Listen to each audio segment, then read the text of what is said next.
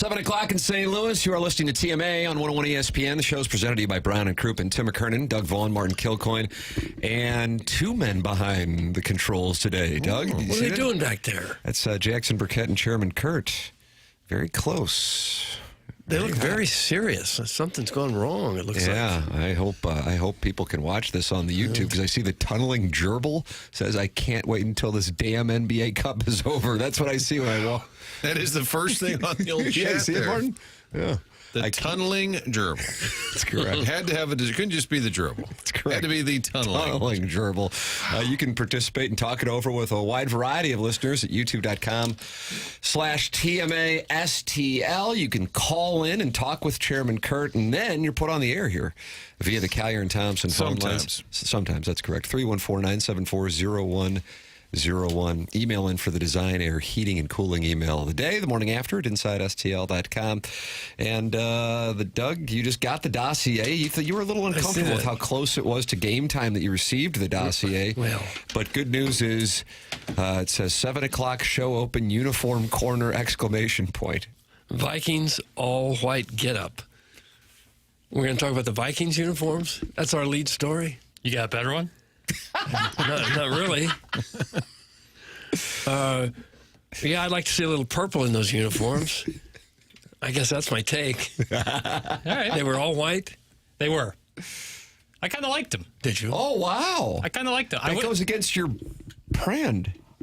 I kind of liked I wish the helmet had a little bit more purple. Okay. I thought the helmet was a little too white, but I thought it looked pretty solid. I don't know. I like an all-white Did you look. like the Packers all white on Sunday? But that's the thing. Is like they like hedged. It was like the same uniform, but then they had the white helmet. The Vikings did like a whole kind of new look, and I kind of like that. And they don't have like a classic look. I wish they would go back to the actual Viking on the helmet as opposed to the horns. Like the gentleman. Like the gentleman. The gentleman Viking. Leif Erikson. Perfect. Leif Erikson. Like an actual Viking from back in the day. Thank you. A Nordic era. You've never heard of Leif Erikson? Leif Erikson Day. That was an episode of SpongeBob. That's how you heard of it, from SpongeBob. Yes. That's what's wrong with this country, right there. Where's the education system? If you're under SpongeBob. If you're under 28, text in. I guarantee they're saying the exact same thing. We know Leif Erikson from SpongeBob. SpongeBob. That just means your history teachers didn't teach you about the Vikings in school. Oh, what a miss. I got a purple helmet for you, Doug. That's from Doug's Prison Wallet, who monitors all TMA social media channels. Doug's Prison Wallet. Okay. I think we opened that door. My favorite thing about the TMA app, presented to you by Schaefer Door Company, it's Jason Gosserow's company, SchaeferDoor.com. My favorite thing about the TMA app is that I can still send my feedback to Plowsy and Iggy, but not to Martin or KG. Thanks, that's from Mr. Licks. Jackson, how would you like to respond to Mr. Licks, who was ready at 7 o'clock to send that text in? There has to be some sort of study done about people whose only goal is to complain about things that make no difference in their life. The sound off section? Like there has to be something missing. Something's not there. Maybe they're trying to fill something. I don't know. Mr. Licks is a family man with wife and children. I witnessed him with my own very eyes last week at the Polar Express, Doug, and he's fabulously wealthy. Well, good on him. Then he should spend his time enjoying life and not seeking out some of life's shortcomings. So what does he want in the app? A link to email me or to text me? Or on the TMA STL app, you can click all of us. You can email all of us right away or individual members of the dais. And I guess what Mr. Licks is saying is you can still contact Iggy and the Plowhawk. And Plowhawk hasn't been on the show since March. Well, maybe you could still email him. And complain. And Iggy hasn't been on the show since October. But Martin, you have been on the show. And Chairman Kurt has been on the show. And you are not reachable. And that's what Mr. Lick's grievance is. You'd probably like to keep it that way. Yeah, just call 2222222. You get Brown and Crouppen or Fox 2. It depends on the day. Looking forward to it. A lot of loyal listeners of the show were at the Jack Buck Sports Awards last night. I was at the MAC, did the TV side of it early, 5 and 6. I'm sure you guys were locked in. Jeremy Macklin, live guest, 5 o'clock. Coach Drink at 6 o'clock on tape. Are they both going to be in studio? No, they were with me last night briefly. But Macklin, you've been talking No, I with actually about did. I forgot to follow up on that. I've been texting with him about coming to the studio. I mean, I love his story. I mean, high school star, Mizzou star, goes to the NFL. I was looking up his stats before he came over, and I was like, I knew he had a good career, but over 500 catches, 49 touchdowns. So the MAC event, the Jack Buck Sports Awards, which Joe Buck, at an event we did a couple of years ago, he's convinced his dad started this because he would have been an infant. And he said, I looked at the timeline because I think my dad just wanted to get out of the house. He's convinced that's why these awards were started. Really? That's what we got? In December of 1970, 55th annual. But it was a great event, and people were, hey, you got to get up early tomorrow. Hey, how do you like it? You know, with all the smut and stuff. And I said, well, that's what they said. yeah. I think we should change the name to all that smut and stuff. I said, that smut and stuff's usually right at the end, around 10:40. And somebody else said, will you be continuing to add Lil? So, like, Buzz is a texter. Is there Lil Buzz? Beer Cats has Lil Beer Cats. Somebody likes the idea that there's a second generation of texters. But great event. Brady Cook gave a really good speech about his career, his journey. Tom Ackerman, it was an Ackerman vehicle. That's an Ackerman vehicle. What does that mean? That he's like the built-in host for MAC events. Okay. Tom skews blue blazer and khakis, fireside chat. He hosts fireside chats? Man, it just kind of has that vibe. Hello, friends. So welcome to the club tonight at the MAC. Kind of a local Jim Nance type. Kind of a local Jim Nance. I like that. I like that a lot. Okay. I actually saw him go up to Jim Nance at the PGA Championship in 2018. He goes, Jim, Tom Ackerman. And he said, well, hi, Tom. And I was like, do they go way back? I don't know. But Tom did a great job. And at one point, he But said... you emceed it last year, right? No, I was on the dais last year. Dais, see, Doug, see? Dais. We don't have to keep using I was that on the word. dais. It's a table. So Brandon Williams, the Battlehawks VP, was getting an award for his work, and I was there to introduce him. So everybody has somebody that introduces them. Doug Armstrong, friend of the show, introduced Ken Hitchcock. Laird Veach, the director of athletics, introduced Eli Drinkwitz. Howard Richards introduced Brady Cook. So there's like a theme. Last year I introduced Brandon Williams, and they said, hey, have a little fun. And, you know, my jokes might have pushed the boundaries of MAC etiquette. And Ackerman started last night by saying, our buddy Martin is here. Last year he knocked us off the air. But at one point, Tom said, all of this is brought to you by U.S. Bank. And it was First Bank. And he said, And Jackson, can you imagine if you would have done that? Yes. So it became a little bit of a theme. And then when Drinkwitz got up there, he said, I don't give a rip if it's First Bank, U.S. Bank of America. We need your money right now for some players. Wow. But Chris May, friend of the show, said, show sounds great. He said, I appreciate Jackson's support of our uniform. Jackson, how about that? I mean, here you are, 26 years old, and Chris May, the director of athletics at St. Louis yeah, that's right. University, Does Rammer introduce him? is monitoring your uniform takes, and it meant a lot to him and the Billiken administration for you to approve their alternate uniforms. It meant a lot for me for them to go with the script logo. You know, that meant a lot to you? Is that an emotional impact? It's very dear to me. I love the script logo. I hate to admit it because, you know, that's enemy number one right now, but Illinois' uniforms are so gorgeous with that script logo. So for SLU to match that is impressive to me. Our buddy Hitch got up there. Doug Armstrong introduced him. And then Hitch got up there and said, yeah, that was really nice, but I'm still pissed you fired me, which was a great line. Everybody laughed. Great event. A lot of friends of the show. And this is the most MAC seating you could have. To my left was Randy Molman, who was talked about on the Mole Hole, who we also had a discussion about a certain program where he also dealt with somebody who liked gift cards. We had a little discussion about that, but he was to my left, the PA announcer. He does basketball. He dealt with somebody who also liked gift cards, or are we talking about the same gift card? The same guy. Okay. He dealt with a certain person that might be the worst person on the planet. He dealt with them. Is that what you're doing? Covered a lot of ground. And then to my right, a lovely woman who was Stan Musial's daughter. Oh, really? And I thought, this is the most MAC get-together. Yeah. Wonderful. It's kind of this Charlie season. What is it with the shutdown season? Just go to the MAC, have a banquet and a dais. It was great.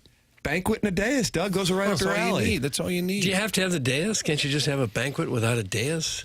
Well, Jim Montgomery was there, and I was talking to him, And he was off the stage. He said, God, I sit up there for 2 hours. Everybody's just kind of staring at you while you're eating, which is true. And I think there's a formula where you have a dais when you're ready for everyone to be honored, but maybe not during the meal. I think it's a little awkward. I was up there last year. Somebody took a picture and sent it to me and Cody Schrader. And he's eating a piece of cheesecake in the picture. And I thought, here's this finely tuned athlete and my fat ass next to him. And the picture is of him with a fork and a piece of cheesecake. I think it's an uncomfortable position to be in. It's hard to look distinguished or refined when you're eating. Yes. What's the most distinguished food you can eat in the picture? Wow. Well, I'm not sure there's anything you can eat. Chili dog? While having your picture taken. Chili? You say chili dog? Yeah, chili dog. You ever had chili dog? I'm sure I have. Sure, absolutely. Oh, man.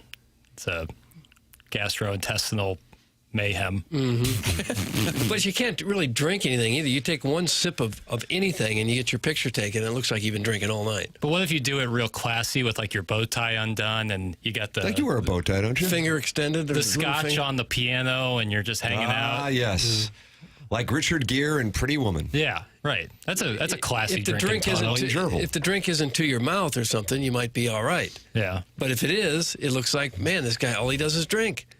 Now, Martin, I went to the MAC site. Maybe it hasn't been updated, but there hasn't. Nolan Arenado won the Sports Personality of the Year in 2022. Paul Goldschmidt won the year before. Craig Berube, fittingly, in 2019. But was there a Sports Personality of the Year? And it was Drinkwitz. Drinkwitz was the personality of the year. And this was more about 2023, I would imagine. Yeah, I think it's body of work for like the previous year. I was looking on the wall. They had a picture. Last year's winner was Bradley Carnell. And I said, boy, that didn't age well. No, you get the boot. Oh, wow. Nolan Arenado, the year he won, I don't think he attended, which doesn't go over real well. I think. Oh, that doesn't. I would think that it's kind of like a. Understood? Yeah, that. Hey, we want to give you an award. Can you make it? Now, would Drinkwitz have still been honored and not shown up? I mean, I guess. But to his credit, he was there. I know he's on his phone a lot, but I think you have to be. Especially at this time Oh, of year. Can you imagine? Yeah, right now. I mean, you can't take a 4-hour window and just be in St. Louis at a Not great right event. now as a college football coach. Yeah, so I mean, I understood. He was clearly. I mean, he did a great job speaking. It was just a lot of fun, and it gets you in. What was yesterday? A full court press. Holiday full court press. Yeah, I feel like this was part of it. Yeah. Did you have some nog? Had a little question. nog, yeah. Nice. They had frosty mugs. They were serving beer out of frosty mugs. Oh, that's nice. Jim, Tom Ackerman. I wish I had that on tape. It was just a great exchange. Like they're on the same level or something? Yes, like network friends. Well, Jim Nance is one of the nicest guys you'd ever meet, though. I've only met him the one time, and he was tremendously yeah. nice. Yeah.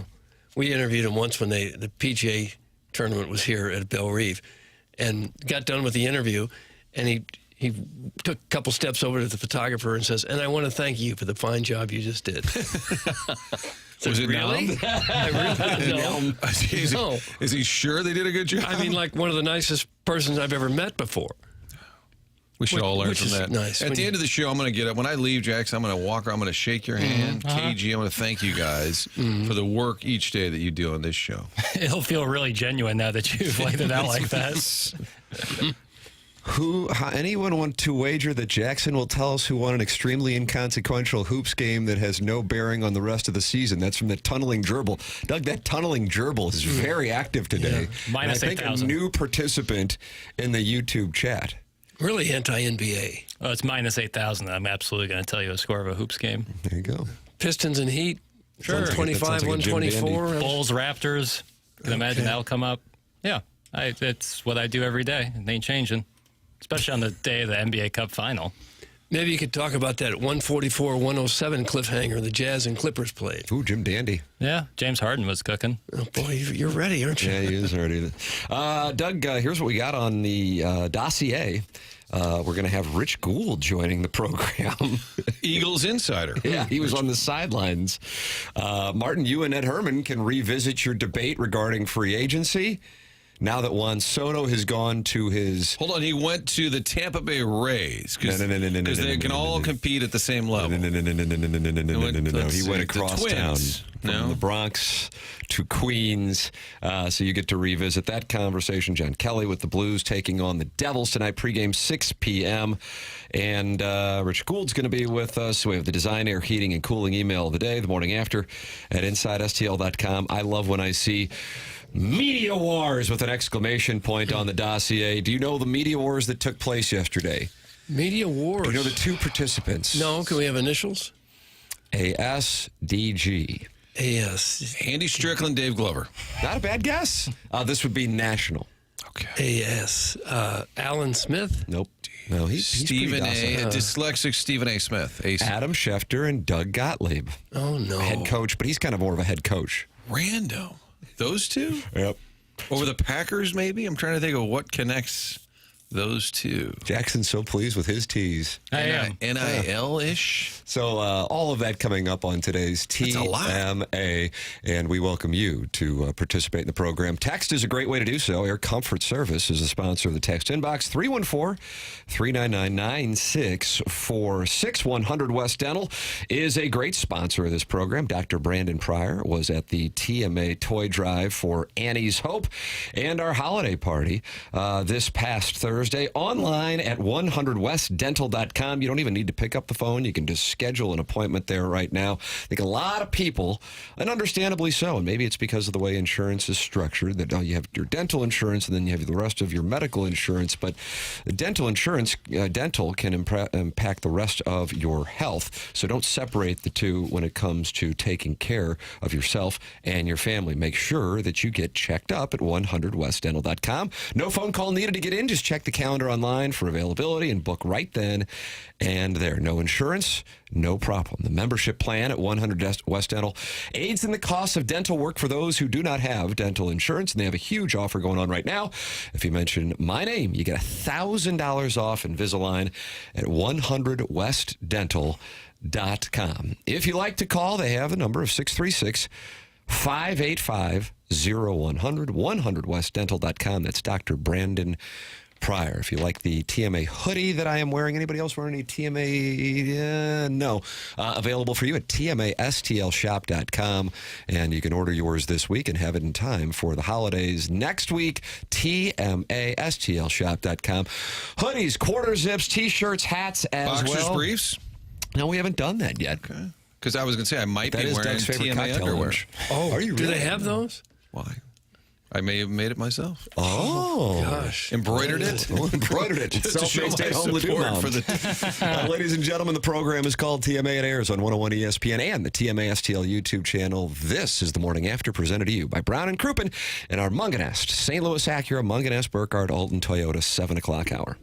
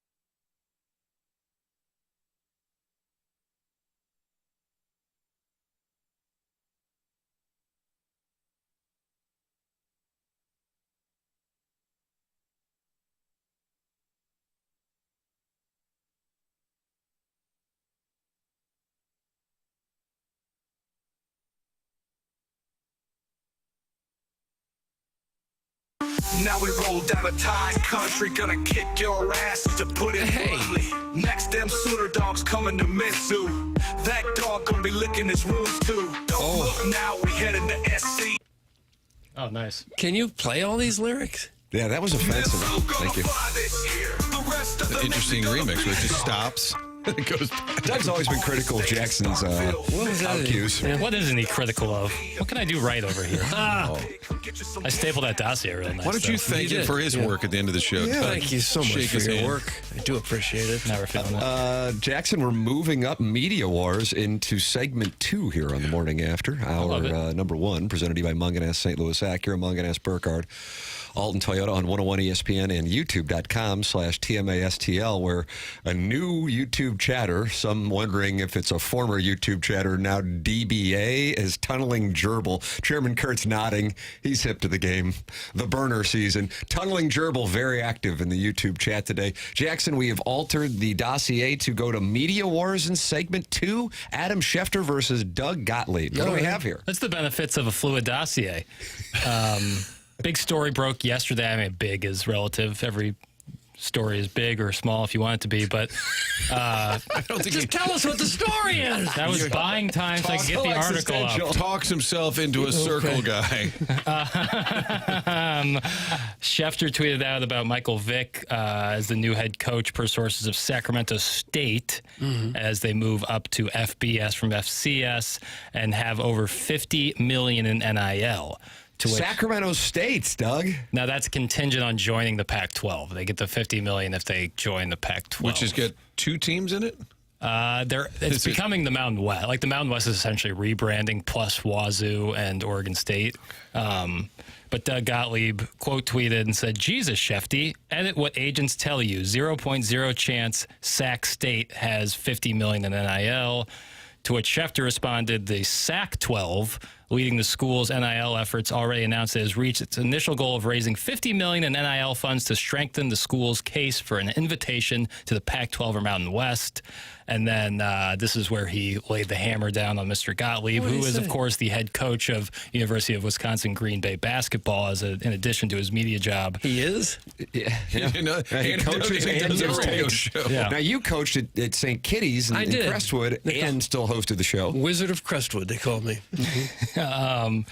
They have a conference record of 0-3 and an overall record of 2-10. Doug Gottlieb's bunch with a 7-game losing streak. Yeah. So Schefter tweeted, "And Jesus, Doug, a 7-game losing streak in last place in the Horizon League. Less time on social media, more time in the gym." Oh, got him. Oh, Got him. my. Take that, Mr. Is that Gottlieb. Scottie Pippen, Patrick Ewing, Doug? I think this is worse. Really? This is much, much worse. Runs deeper. So much hatred. Boy, came over the top on the Horizon League record. Yeah, they kind of hit close to home with Dennis Gates. He pretty much trashed the league, too. Yeah, well, listen, Doug Gottlieb. Somebody's got to finish in last place in the Horizon League. Why not us? Is that the Cardinals model? Somebody's got to be last in the NL Central. Why not us? That's a nice new slogan. Did Gottlieb need to chime in? That's the point. Probably not. It does seem like a shockingly big number for Sacramento State. But, Doug, do you know how many students they have at Sacramento State? They have 31,000. Is that right? 31,000? According to my instant knowledge here at Wikipedia. It's a state public university. However, they're I would assume that's commuter school season. Sacramento. We could ask Rich. Rich worked in Sacramento That's with right. Rush Limbaugh. We'll get some insight. Where are the vibes like in Sacramento? Because it's landlocked, is it not?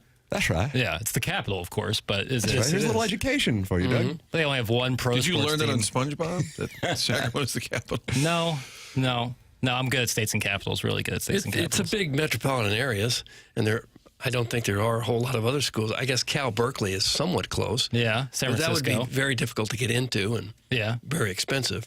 hopefully Missouri can get the quarterback from Cal Berkeley. Originally Sacramento State College, it's now California State University Sacramento. Sounds like a Mike Kelly intro. California State University Sacramento.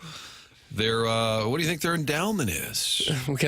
Can we have a hint of some It's sort? $92 million. $92 million. There are some really big schools out there that maybe you haven't even heard of because they don't have a big, well-known sports department. Like Central Florida was that way for a long time. It's one of the largest colleges in America. But until the football team came on the scene a few years ago, a lot of people had never even heard of it. Sports can put you on the map, Doug. Man, that was the point I was trying to make. Why? I was just reiterating. Thanks for tying a little bow around that. I was just trying to reiterate for the dais. He was underneath, and I was underneath doing it with him. No, what did that have to do with the size of college? That was about Patrick Ewing, and Tim mentioned Patrick Ewing. Oh, okay. Nice mention, Tim. Thank you. Good morning. The A's will be playing in Sacramento for the next 3 seasons. Way to pay attention, LJ. That's from Eric in the Central West End. LJ. Is that Libby Jack? I think it might be Libby Jack, especially considering it comes from Eric in the Central West End. It could also be Lyndon Johnson, who I've often Usually called LBJ. Right, but his friends probably call him LJ. I always said that he would have been a great member of TMA. Lyndon Johnson? Lyndon Baines Johnson. Why? He was always talking about his crotch. But he was kind of a humorless, crusty old guy. That's not how I've seen him painted. I mean, I don't think... Martin, did you expect to litigate LBJ at 7:25 this morning on No, but I'm 101 thinking you should ESPN? play the clip. There's great audio of him getting the pants measured. Yeah, that's what I'm saying. Like, I don't think he would have played well in 2024. He would have had to do some adjustments, but I think he could have played well. But I don't think he even knew that he was being funny there. That's he was even just better. so full of himself that he thought he could do or say anything. Seems like a recipe for outstanding radio. Yeah, could be. That was pretty innocuous ribbing. I would not call that a radio war. That's from Tervis Parrish, not happy with Jackson's anecdote. At the end of that, I didn't say, now I wonder what Tervis Parrish thinks of this. So I appreciate your comment, but it was not necessary. You know, like it wasn't like, what do you guys think? It was, this happened yesterday. Guys, LBJ would tower over Tim. Everybody towers over Tim. That's from Kevin at the lake. I think he's like 6'4". I think so, yeah. Second tallest president in American history. Is Abe number 1? Yeah, I believe so. Yeah. I think so. Lester Holt went to California State, Sacramento. Look at that. This is California State, Sacramento. I believe Tom Hanks may have gone there. Tom Hank? Singular. I would lay down my life if Tim was in a radio war. Thanks. That's from the Springfield Mud Toss. Isn't that nice? He's going to take the bullet for you. Yeah, in a radio war. He'll charge the hill, take the bullet, and then you can sneak around the back. While not an LBJ expert, I think I have read every book about the man. I'm happy to help if you want to dive deeper into the topic. That's from Caller Ellen. Caller Ellen, call on in. Collier and Thompson phone lines. It's a big LBJ Tuesday here on the Morning After. 314-974-0101. Collier and Thompson phone lines. I think for a long time, he was the richest president ever until Trump came around. Is that right? Really? I think so. Oil man? I believe that's right, yeah. Not Jimmy Carr, the peanut farmer? No. The Bushes had a lot of money, too, from their business. I don't know if they overtook the Johnsons. Joan London went to California State. Joan London. I'm in this rabbit hole I cannot get out. Now, the Tom Hanks information does not appear to be accurate, but he's listed on this Wikipedia page. Maybe he donates. Honorary degree, perhaps. I mean, words matter, though. Or would you say, nah? That's from Tervis Parrish. You like that, Doug? I mean, words matter, though. Or would you say, nah? Words matter. Why would you stop what you're doing and send that into a radio presentation? Because your name's Tervis Parrish, and you bring the heat. Words I appreciate Tervis matter, Parrish. though, but then nah? No, he was saying that I would say nah, but I'm not. I'm saying yeah. Okay. I'm feeling pretty good about it. I like a good media war, even if it's generally innocuous. Is that the end of it? Was just that exchange? Did Gottlieb come back for more? Not after much you the can say after Horizon that. shout? That wrapped it up? Well, it's like getting dunked on, and then who was it who threw the basketball back at Shaq after he got dunked on? They played for the Knicks. I can't remember. Willis Reed. No. No. I can't Anthony remember. Bonner. Dave DeBuscher. It might have been Dave DeBuscher. He threw the ball. Dave and DeBuscher was done in the 70s. I was about to say Dave DeBuscher wasn't sounded playing good. in the 90s. Sound good enough. I'll go with Anthony Mason. John Starks. It wasn't Starks. He was bigger. I can't remember who it was, but he threw the ball. What? Dudley. Thank you, Dudley. Nice job, Chairman. Didn't he play at Sacramento State? But he threw the ball back at Shaq, and that's like, you kind of look like a defeated man when you do something like that. So Gottlieb couldn't really come back from It's that. easy to forget how good a player Shaq was because he's such a big TV star and so funny and so lovable. Unless you really follow the NBA, he was really a dynamite player. He claims that in that third championship with the Lakers, he weighed 400 pounds. I don't think I can believe that. 400 he's one of the biggest pounds? humans walking the planet. I don't know if you can move like he moved at 400 pounds. That sounds a little high. The biggest NBA player now is like 290, 300. I mean, he's got 100 pounds on them. It's not like he was 7'10". I wonder how much Georgie Murison weighed. He had to be up there. I don't even think Vince Wolfert was ever at 400. 400 pounds. Hey guys, real talk. Doug likes texts that start off, hey guys, real talk. Hey guys, real talk. Who's the hottest VP to become president? Got to be a toss-up between John Adams and LBJ. Thanks, that's from Big Tough. Certainly not LBJ. Certainly not. Are you sure about that? What about Andrew Johnson? Buck Martinez went to Sacramento State. Oh, did he really? Blue Jays catcher, announcer. A lot of people, apparently. Yeah, so it's a little bigger than we thought. Not Andrew Johnson. Erin in St. Chuck, Doug, one of our many female listeners, she happens to have nipple rings, is texting in, and she just answered 6. So that is what we have right now for our answers in the YouTube chat.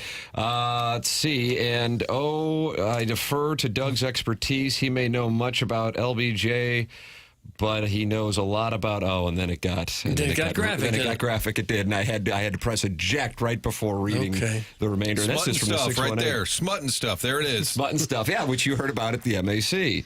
One of the funniest impressions you'll see is Kevin Hart imitating Shaq falling down. Did it in one of his stand-ups. It's hilarious. That's Jackson's nemesis, Sharon and Clayton, another one of our many female listeners. Doug. Seen it many times. It's an open phone line Tuesday. I would love to talk. Remember John yesterday? He was great. Yeah, I was a big fan. Yeah. I would like John to call in. Sharon, Aaron, call in. Call her Ellen. Call her Ellen. You can get involved on the program via the Callier and Thompson phone lines, 314-974-0101. Tim McKernan, Doug Vaughn, Martin Kilcoyne, Jackson Burkett, Chairman Kurt with you. The program is The Morning After. It's presented to you by Brown and Crouppen on 101 ESPN, and you can watch us and interact in the chat on the TMA STL YouTube channel. That's youtube.com/Doug/TMA STL. There it is. This is The Morning After.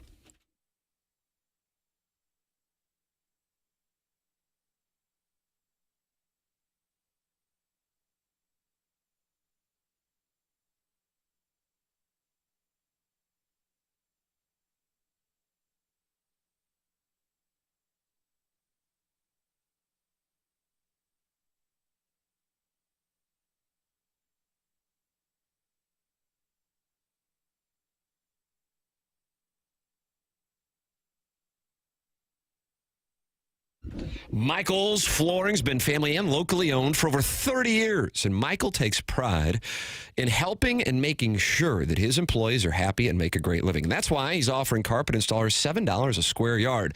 Michael's passion is flooring, and when you order from him, he wants you to have the best experience for the best price. That's why he is making sure he gets the best installers in the area and giving them $7 a square yard.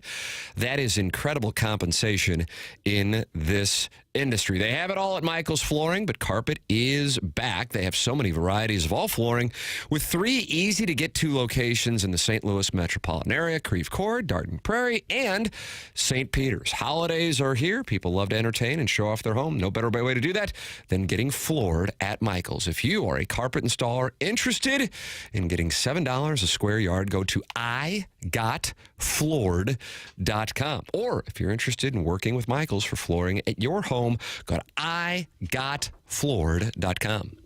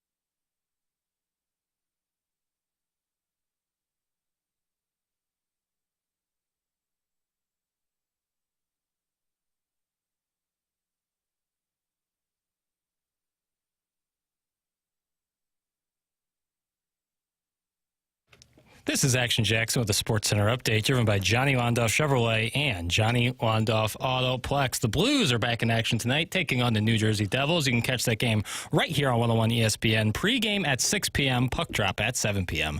That was another Sports Center update, driven by Johnny Londoff Chevrolet and Johnny Londoff Autoplex. See them at londoff.com. Chevy, together we drive. Are you kidding me?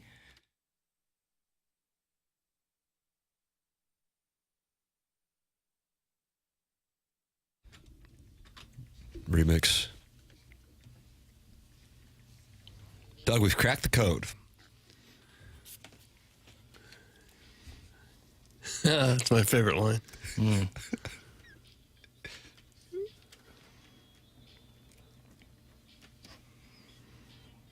Here's my favorite. That could be a T-shirt, Chairman.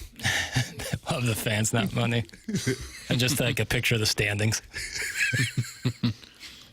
I'm a big fan of Derek Gould's chat on STLtoday.com. That's a recommended reading from my standpoint. I was reading that this morning before coming in here on the Morning After 101 ESPN.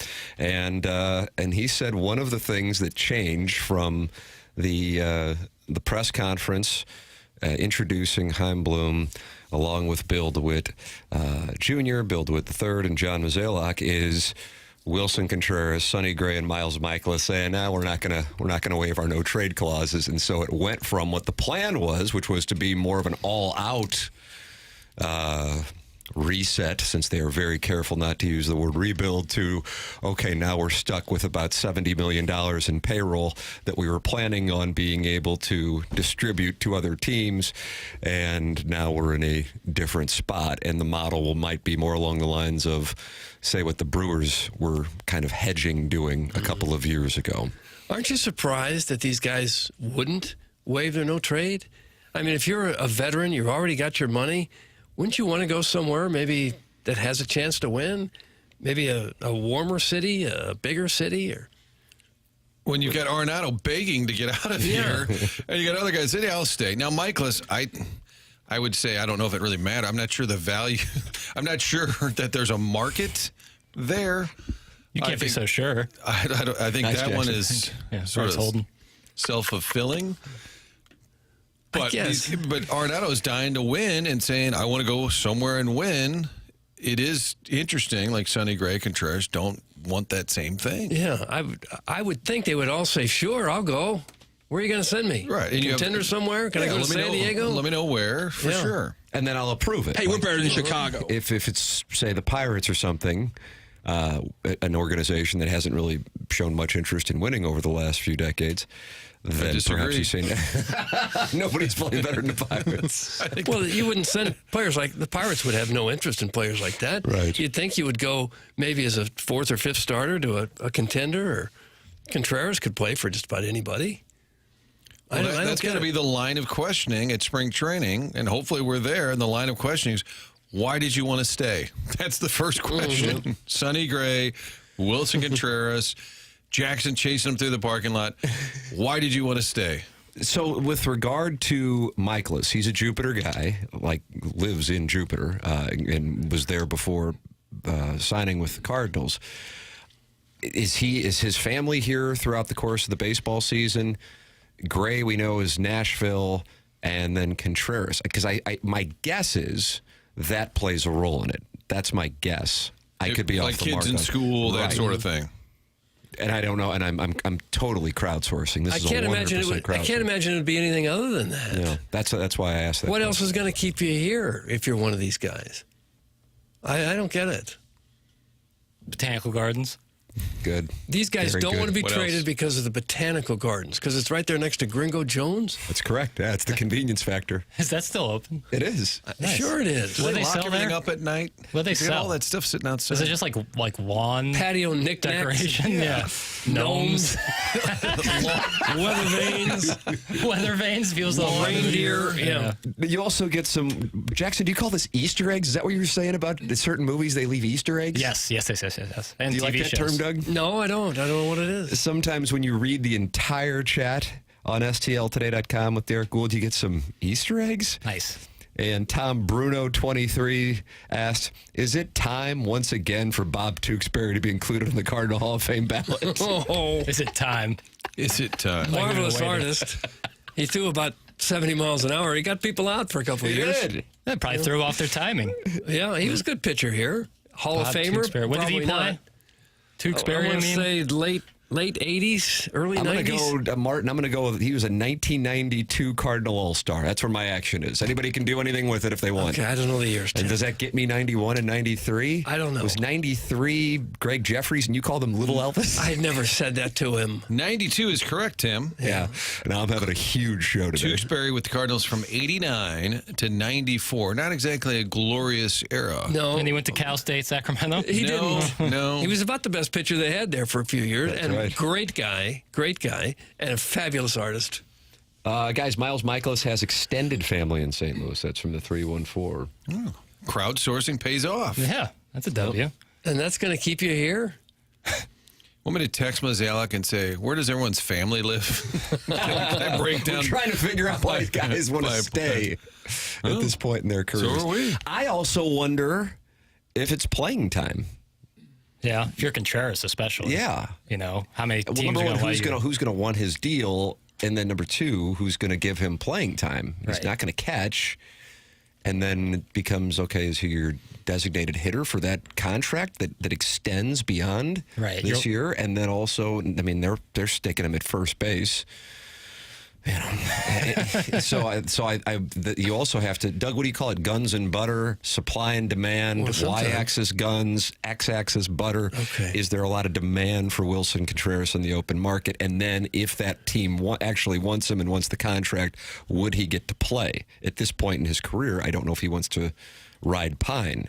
Right. No, I would suspect there's plenty of places he can play. He hits. He's a Yeah, hitter. but like from what Tim's saying, But like, it's the contract. It's the the contract they don't want. Right. Him, they would and the want. fact that he doesn't catch. Like, if you're a competitive team, you probably have a better first baseman than Wilson Contreras or a better DH than Wilson Contreras. Like, do you want to go play Probably. for another team who's in a similar situation for the Cardinals, or just stay where you're at? Where at least, you know, we have the best fans. Well, and they play here for the fans and not the money. Thank you. But Contreras is a good hitter. There are a lot of places he could play. The 314 says the reason they want to stay is the media in this town is soft and there's no pressure to win. Go give us a Slurpee because, hey, we're trying hard. Oh, come on. Well, that was nice timing on the Have Strauss any of you guys ever delivered a Slurpee to a player because you thought he tried? Would that be awkward? Is that your Kev? reward? Would that be your choice of reward for playing hard? Well, right after a game, a Slurpee would be pretty good. I used to see J.D. Drew and Ricky Inkiel deliver bottles of Budweiser to Will Clark in the Cardinal Clubhouse. It's probably a better prize. I'd maybe take. I like a Yoo-Hoo. That's a celebratory really? drink. That's on brand. It's like Mountain Dew or something. Yoo-Hoo? No, it's a chocolate baby drink. chocolate, sexual chocolate, Mr. Randy Watson. You want chocolate right after It's a like game? the most sugary chocolate milk you've ever had. Oh, no thanks. I don't even think they can call it milk. I think it's called chocolate drink. I saw Strauss at a Rams game once in the press box. I said, what are you doing in there? He goes, thought I'd check out this clown show. At least he was always very optimistic. Yes. Mozilla called him Gloomy Gus. They would say, oh, no, Gloomy Gus. I saw Arenado at the Crestwood Deerbergs. He's sticking around due to all the cute young dads in Crestwood. I just don't think that's the case. That's from Brain Beaven. It's a mistaken identity. If you were him and had all that money, would you winter at Deerbergs in Crestwood? I'm starting to become attracted to my wife's father. Boy, Gabe's post-game shows. They only have a couple of years left. Why would they want to move their families just to do it again in a year or two? That's from the 6-1. And that's why I asked the question, /crowdsource, about the families. And does that impact it? Well, most of them have, if they have a family, have a very young family. Little kids that might not even be in school. I mean, most of these guys don't have teenage kids going through high school and don't want to change. They got little kids, toddlers, that age. And if you got a much better situation and you're not in a city where you plan to live the rest of your career, I don't really necessarily understand why you wouldn't be open to going somewhere better. I'm with you because, like, at the end of your career, after playing 15 years and you're 50 years old and you're sitting in a nice Corinthian leather armchair, Ooh, I like that. looking back on your career, can you say to yourself, I did everything possible to win a championship. I did everything in my power to put myself in the best position to win a championship. And then if you stay here, you might have some doubt. Might have some doubt. Might. Color me shocked. This commie sucks down on, quote, chocolate drink after he plays sports. That's from Little Tommy Tribbins. Well, I'm not saying like I do that. Like after a basket, like a Mizzou win, I hammer a Yoo-hoo. But I'm saying if I were to have a celebratory drink, I think it might be Yoo-hoo. Really? Non-alcoholic drink. Otherwise, yeah, I'll probably take a cold one. Danny Padre is reporting he saw both Tyler O'Neill and Paul Goldschmidt in St. Louis this week. I think Goldschmidt was living here year-round. Yeah. I saw him in October, but I mean, it was just a couple weeks after the season. Tyler O'Neill, I don't know, maybe he winters here? Because it's warmer than Canada? Well, and if you are a player like him where you've moved around in the last year and a half, I guess he's going to stay in Boston for at least another year, but maybe you don't want to just uproot. Money goes far here, too. Goes really far. Money goes far. Compared to New slogan. Others, like if you're Tyler O'Neill, it goes further than Boston. Not to mention Boston Yeah, but in the winter. he's making You millions. think he's got a tight budget? Well, I think money goes further here. Well, it does, but if you're making $10 million, does it matter? Is he making 10? Probably. Didn't he just sign a 3-year, $50 million deal? Am I right on that? Something like that. Yeah, but that's pre-tax, you know. You guys are good at These Ledoux metrics, Doug, we just can't relate. Oh, he plays in Massachusetts. These are the guys we worry about. Massachusetts. We worry about This how guy far. Jackson's trying to win over the people. going Says after he's a Elizabeth communist. Warren now?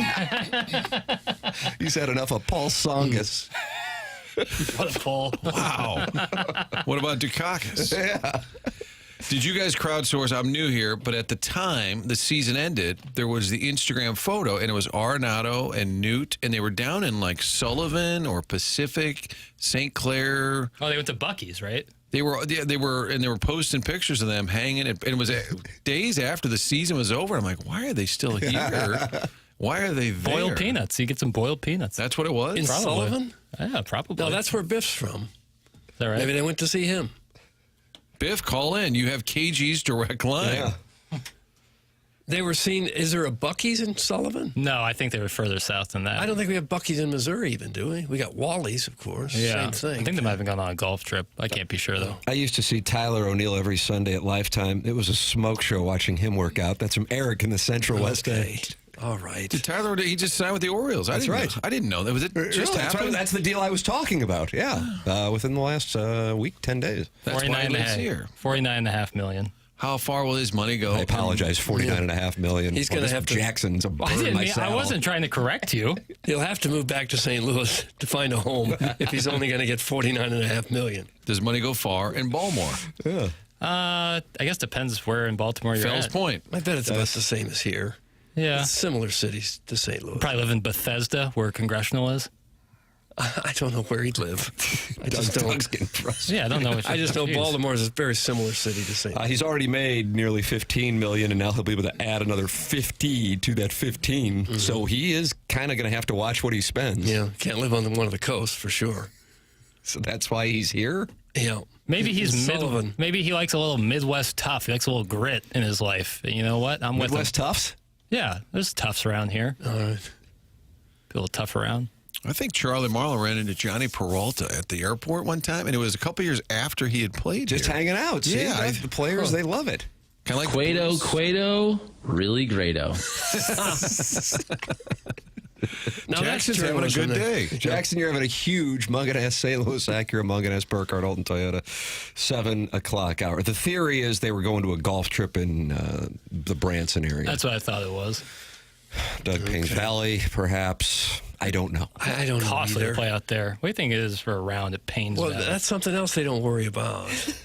Well, geez. I mean, money is no object, apparently, but I think To those guys, it really isn't. Guys, the players stick around to see their legacy cemented in the form of a Yellowstone-themed promotional item for all the poor fake cowboys of Jefferson County to place on their mobile home's mantle, or the rich, phony MCC cowboys who think they're country because their dad and his client took them quail shooting once to try it out. It's so specific It's from got to be Carlos Spicer in it. Yeah, I recognize the writing style. So there are guys who went to MCC schools who think they're cowboys because they went quail shooting? Probably because their so. dad and his client took them? I had no idea. You ever gone quail shooting, Doug? Hell no, I would never shoot an animal. Unless it was like a snake or something. Yeah, it's probably tough to shoot. I couldn't do it. What about a tunneling gerbil? Yeah, Well, if it that'd be got really too close. Obliterate it.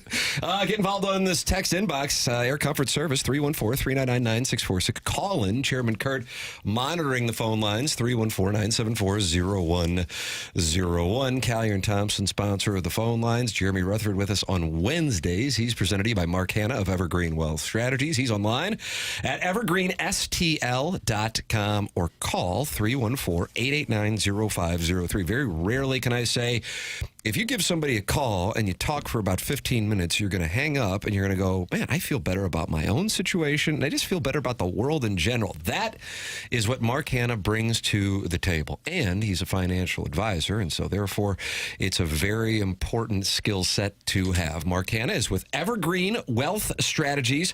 He is online at evergreenstl.com or call 314-889-0503. Mark Hanna offers securities through Equitable Advisors, LLC, member FINRA and SIPC, and offers insurance and annuity products through Equitable Network, LLC. Tim McKernan, Doug Vaughn, Martin Kilcoyne, Jackson Burkett, Chairman Kurt. This is The Morning After, presented to you by Brown & Crouppen on 101 ESPN.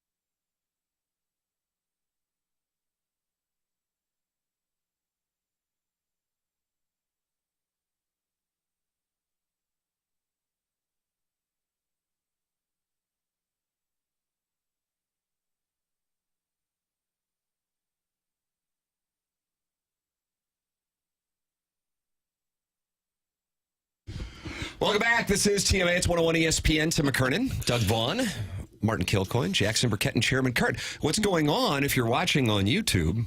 as I see Chris Rohan. Do you say Rohan, Doug, or Chris Rowan? I think Rowan probably. Rohan. If you're watching on YouTube, you see Chairman Kurt and Jackson standing next to each other. And that's because Jackson is teaching Chairman Kurt the board. That's right. Jackson and I are off. We're going to go vacationing together next week during the Yuletide season. Are you? And I guess Chairman Kurt is going to be on the board. Mm-hmm. Wow, how about that? How long does it take to learn to run a board like that? Hopefully less than a week. Getting prep, doing it instead of just like learning about it's the best way to figure it out. The great Marshy Marsh taught me how to run the board. No fool. And for like the first 2 days, he just stood by, making sure I wasn't messing up, and then eventually you get the hang of it. About how many buttons would you have to hit to get the show on? Everybody's mic open, the camera's ready to go, and we're on the air. About how many buttons? Upwards of 10. Really? Yeah, but in sequence, like it wouldn't just be like hit all of this and then things start working. You gotta do it, time it. But no one really cares about this. Well, Doug did. Doug cares. What was it like to get dismissed like that? I did, Really? but One of us has to do it someday. that ain't happening. If Don't I, talk to us like that. Doug, I would get. I'm going to rewind it. What just happened? Is there not a list? Is there a printed list that you could say hit this and then hit that and hit this and then hit that? Someone could just go down the checklist like you're flying a plane. I love you, Doug. I love working with you. But I think you are. However, at what you do, there is very few people. You are one of the most unique and talented broadcasters I've ever met. Just get to it. Just get to it. I would put every dollar I have that you would never be able to learn. Including your trust fund? Trust fund, lock, stock, and barrel. You could take it all. Well, you could take everything I own if you could figure out how to run this board. No, I did that for a while when I worked in radio at Mizzou. How about that? KBIA. I've been on a Zoom call with you. That's all I have to say. Well, I'm not saying I could do it without training. Yeah. My question was, if there's a sequence, isn't there just a list you could hand somebody and say you got to hit that. In theory, and this? yes. It's not an occult science where either you can do it or you can't. And I'm not saying it like this is like splitting the atom over there. Well, like I need a PhD to do this. There's like some very finicky things that I don't know if you would do well with. That's all I'm saying. Finicky things. It's not really. I'm not trying to come over the top and dunk on you for He real. goes to war with Ticketmaster at least once a month trying to fetch tickets. So yeah. Well, you couldn't fix my Ticketmaster either. That's true. I shouldn't cast stones. We couldn't get those. I'd like to caption this segment. Jackson thinks Doug can't run the board. That's all. That's really what this comes down to. I think we should let Doug try in the next segment. Yeah, and then you can collect Jackson's trust fund. Sure, yeah. I'd like your trust fund. We'll go to John Kelly. Whoop, that's a drop from Joe Strauss. Let's go to caller John. Oh, I just patched in WIL. It would be kind of fun. Yeah. Why is Jackson age shaming again? That's from Big Tough. Yeah, it felt like it. Yeah. Is that what that was? Was that age discrimination right here on the airwaves? Not Ed Herman's going to be in here, and he's going to litigate on behalf of Doug. Okay. Well, that's now 2 lawsuits I'm facing. Yeah, I get that from my kids. I've told you that when I have computer issues at home. One time I asked Greg Vaughn, could you show me again how to put an attachment on this email real quick? And he just berates me, just yells at me. And I have to remind him, I said, I had to teach you how to poop. You couldn't use a spoon without me. And now here he is yelling at me because there's something with a computer that he knows that I don't know. Younger generation. I didn't mean to sound like I was age shaming or shaming at all. Doug, go over there. Just start pushing buttons. That won't go well. Gary Coleman. She's pushing my buttons. Caller Ellen. Stunning text in the Air Comfort Service text line, Doug, from Caller Ellen. What'd you say? When did Jackson become a smarty pants a-hole? What? How do you like that? Oh, How'd that feel? And now Scottie Pippen goes over to Jackson's side of the dais. So I have to be like all sweet, aw shucks guy all the time while everyone rips me to shreds? I can't have a backbone at Doug all? wasn't I wasn't ripping. I was just asking. I know, but it's the straw that broke the camel's back. Like I gotta stick up for myself. This is misplaced anger. I think you're tired of being crapped on by No, the I don't texters, care about and then that. you just took it out on But Doug. I have to you have to give me a little leeway to, at least fire back. I'm not a jellyfish. I have a spine. Oh, how about that, Martin?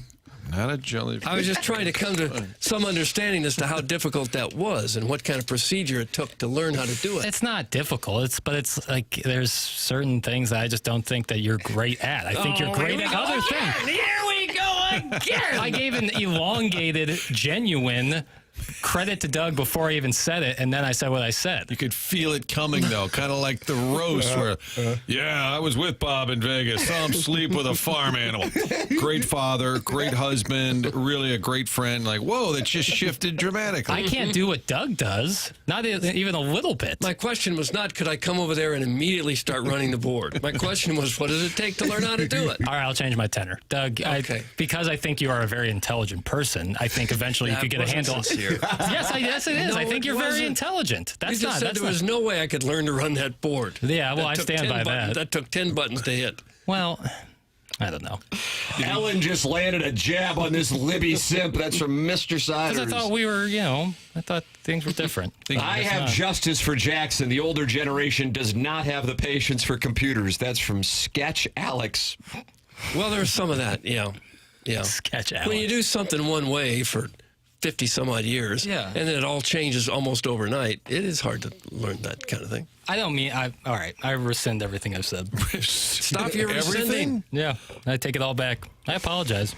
Popcorn boy heel turn. That's what Ricky Summers is saying in the YouTube chat. Jackson, they said this is the heel turn. John Cusack, not John Cusack, says Bucks won't put this timestamp in the archives. This is Jackson's heel turn. Is this a heel turn? That's been said like 100 times. Like anytime I've said anything to someone crapping on me, not you, Doug, but people in general, is like, oh, here comes Jackson's heel turn. But like I'm just a normal guy who likes to talk about sports a little bit and hang out. That's it.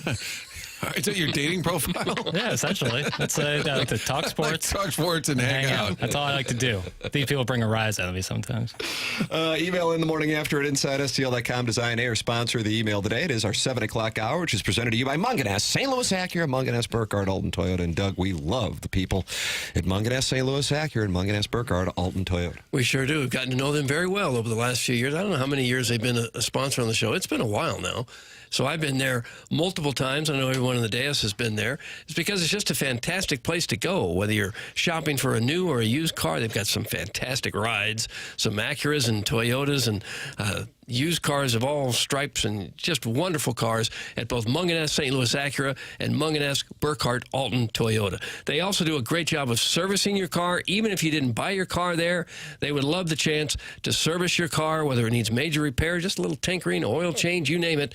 They have got you covered, and they have a number that gets you straight to the muckety mucks. And here comes that number now, 314-252-0029. You call that number.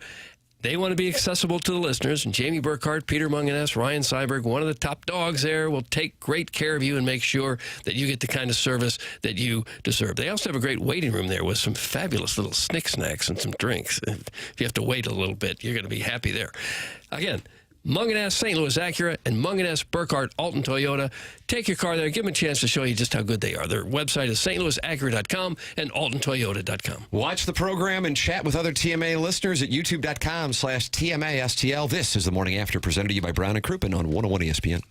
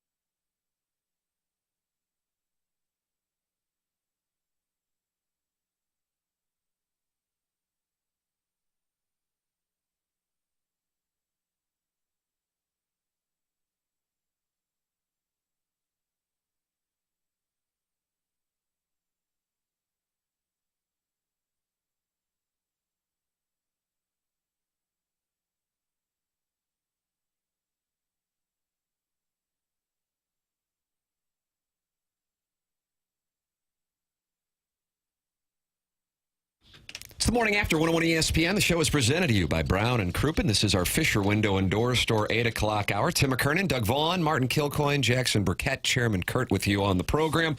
Watch the show and interact at youtube.com/TMASTL.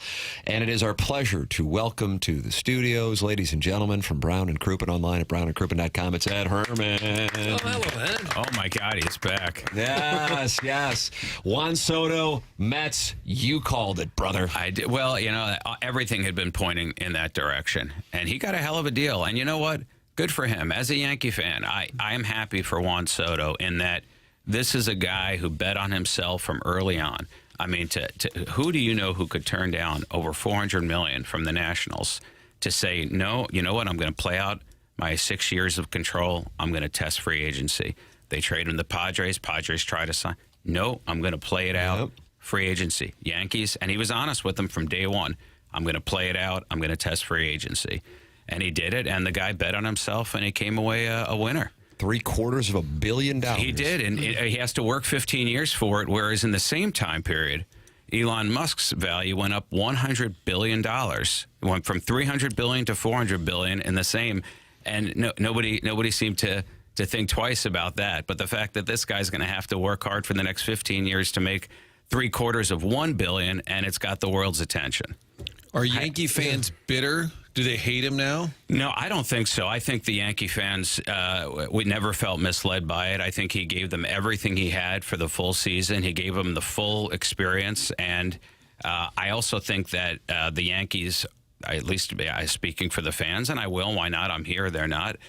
We're quite happy with the signing of Max Fried and the trade for Devin Williams. I mean, I feel like, and the trade of Nestor Cortez, quite frankly. Yeah, to ship him out, addition by subtraction. Exactly. You start putting those pieces together, and now all they have to do is take some of that money and figure out what they're going to do at first, third, and center, and then we'll be in business. But I think they've got a plan. I think they're going to bring in a couple more names, and it'll be a better deal. Yeah, what do you feel about that? Well, they can't get Arenado now. Arenado apparently gave 6 teams that he was willing to be traded to, and the Yankees did not make the list. I saw that, and then I saw Derek Gould tweet that I wouldn't necessarily be all in on the Yankees being out of that. He's not as sure. But would you like him? Do you think they're in on Bregman? Let me say, if in a perfect world, and again, money becomes an object and it limits your other opportunities, but I mean, in a perfect world, I would love to see Christian Walker at first and Alex Bregman at third.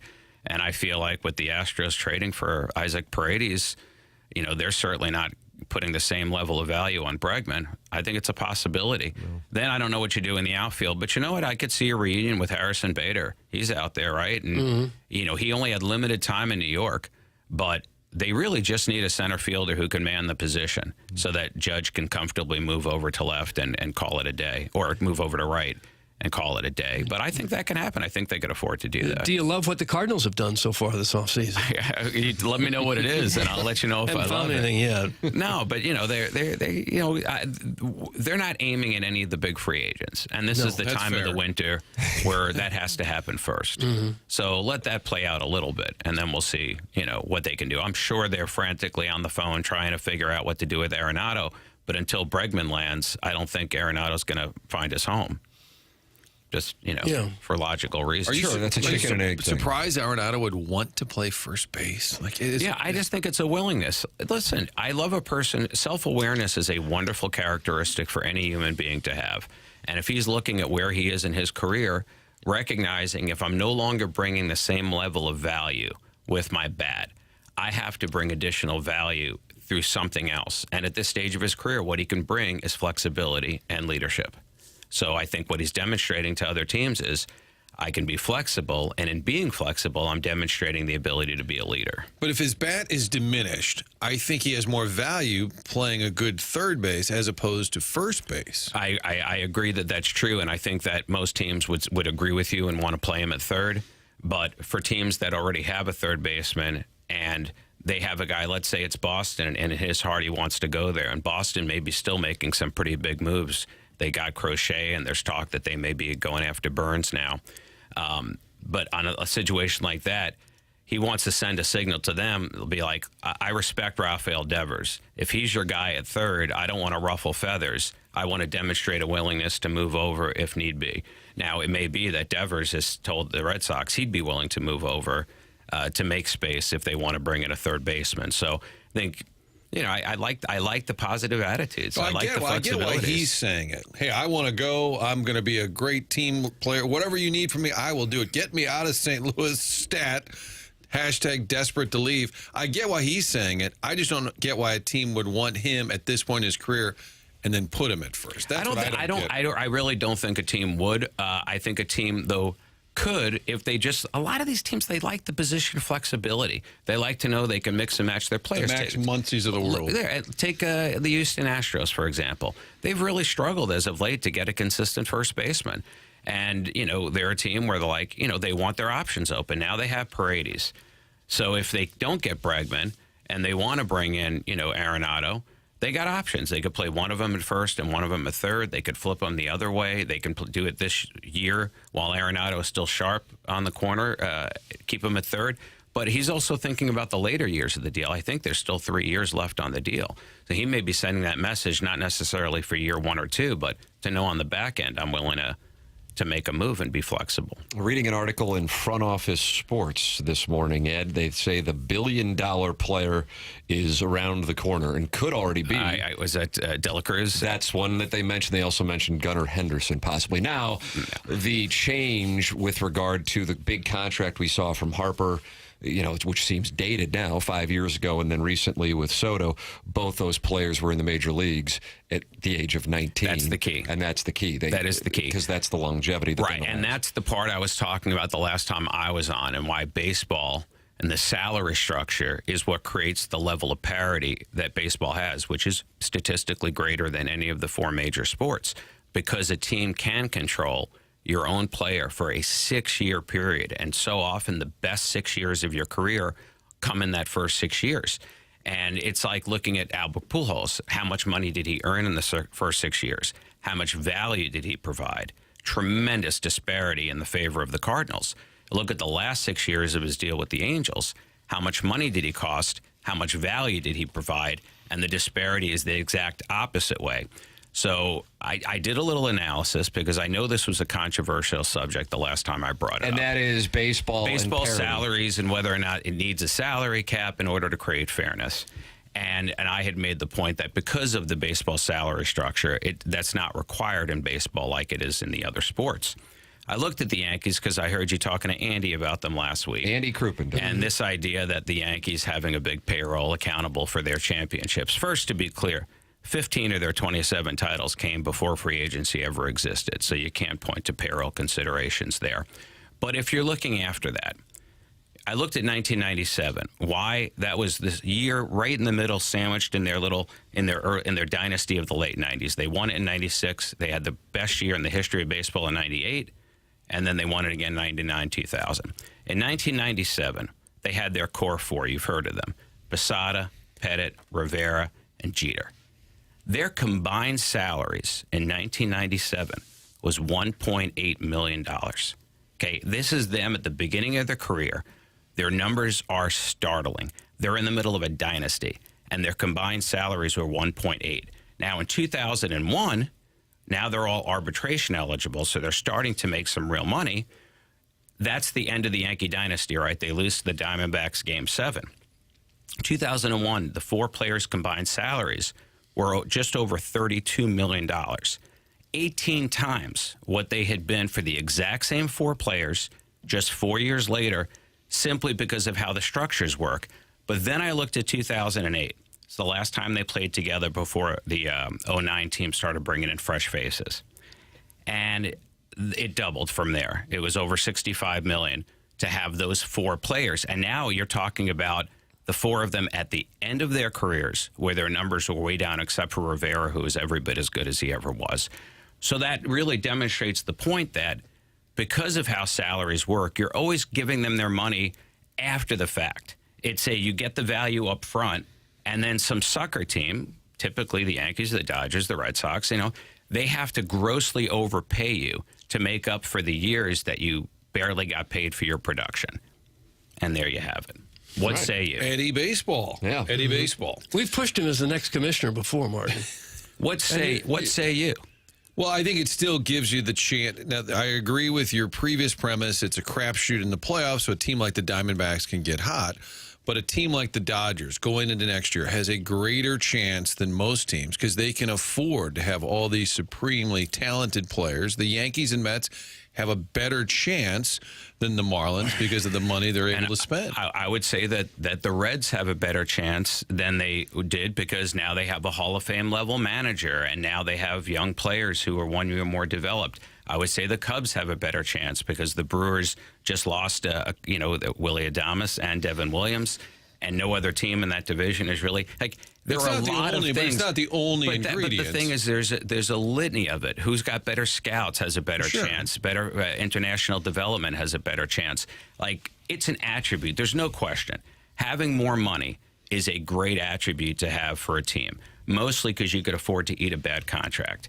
Whereas that to me is the single biggest advantage of having money.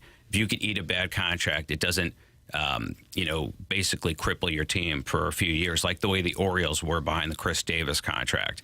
That was a team that could not afford a bad contract. And when they had one, it took them out of the running for, 4 or 5 years. But other than that, to me, it's just one positive attribute that a team can have to lead to a winning combination. It doesn't guarantee success, but the Phillies bought their way into contention in the last few years. All of a sudden, they became a pretty darn good team, and they just went out and spent like crazy. Well, here's the thing with baseball, too. It's different than the other sports. Having the best player gets you nothing. This past year, it did well for the Dodgers, but traditionally, it gets you nothing. Case in point, take basketball. Basketball, the easiest sport to win a title in if you have the best player in the game. You can look every year at, say, who's the best player in the game? Forget the best team. Who's the best player? The chances of that team winning a title are substantially higher than in any other sport because only 5 are on the court at a time, and they can usually bring in one complementary piece. You could point to it historically over and over, and you see dynasties. But then you look at a team like the Mariners in the late 90s, who had the best outfielder in the game in his peak in Ken Griffey Jr. They had the best infielder in the game at his peak in Alex Rodriguez. And they had the best starting pitcher in the game at the time at his peak in Randy Johnson. And that team could not even get to a World Series. Having the best players in baseball, even if you have 3 of them, 4 of them, simply does not guarantee you any level of success at the highest level. And as it is in baseball, 29 out of the 30 teams have been to a World Series, and the only team that hasn't is the Seattle Mariners, who happen to have the record for the most wins in a season of any baseball team. That, to me, is parity. Mm-hmm. What do you think of all the deferred contracts, in particular with the Dodgers? They're over $1 billion in deferred. I'm very against it, but, this is a larger issue for me, Tim, because... And the listeners can decide for themselves. I guess everybody can. But in the world of ethics, what is the more ethical way to conduct yourself, according to the letter of the law or according to the spirit of the law? That is a great ethical debate to have when you have time someday for a better debate, because there are some people that will claim the letter of the law is the thing. It's when you start trying to interpret the spirit of the law that activism comes in and people just start making up their own rules. But honestly, from my opinion, is just the opposite. The people that follow the letter of the law are the ones taking advantage of loopholes. There really are no loopholes when it comes to games. What there are rules and limitations as to how many situations can be covered under those rules, and then the hope that people will understand the spirit of the rule and abide by it, abide by the spirit, not by the letter. This deferred compensation stuff that the Dodgers are doing may be complying with the letter of the baseball law, but it is not complying with the spirit of it. They are avoiding massive penalties and luxury tax that should be going to the other teams, should be penalizing the Dodgers and helping to neutralize it. And when you see people taking advantage of a loophole, just know, in my opinion, that is not ethical. That is not the spirit of the rule. So when you have people that do the same thing when it comes to their taxes, major corporations, and they say, hey, yeah, there is a loophole there.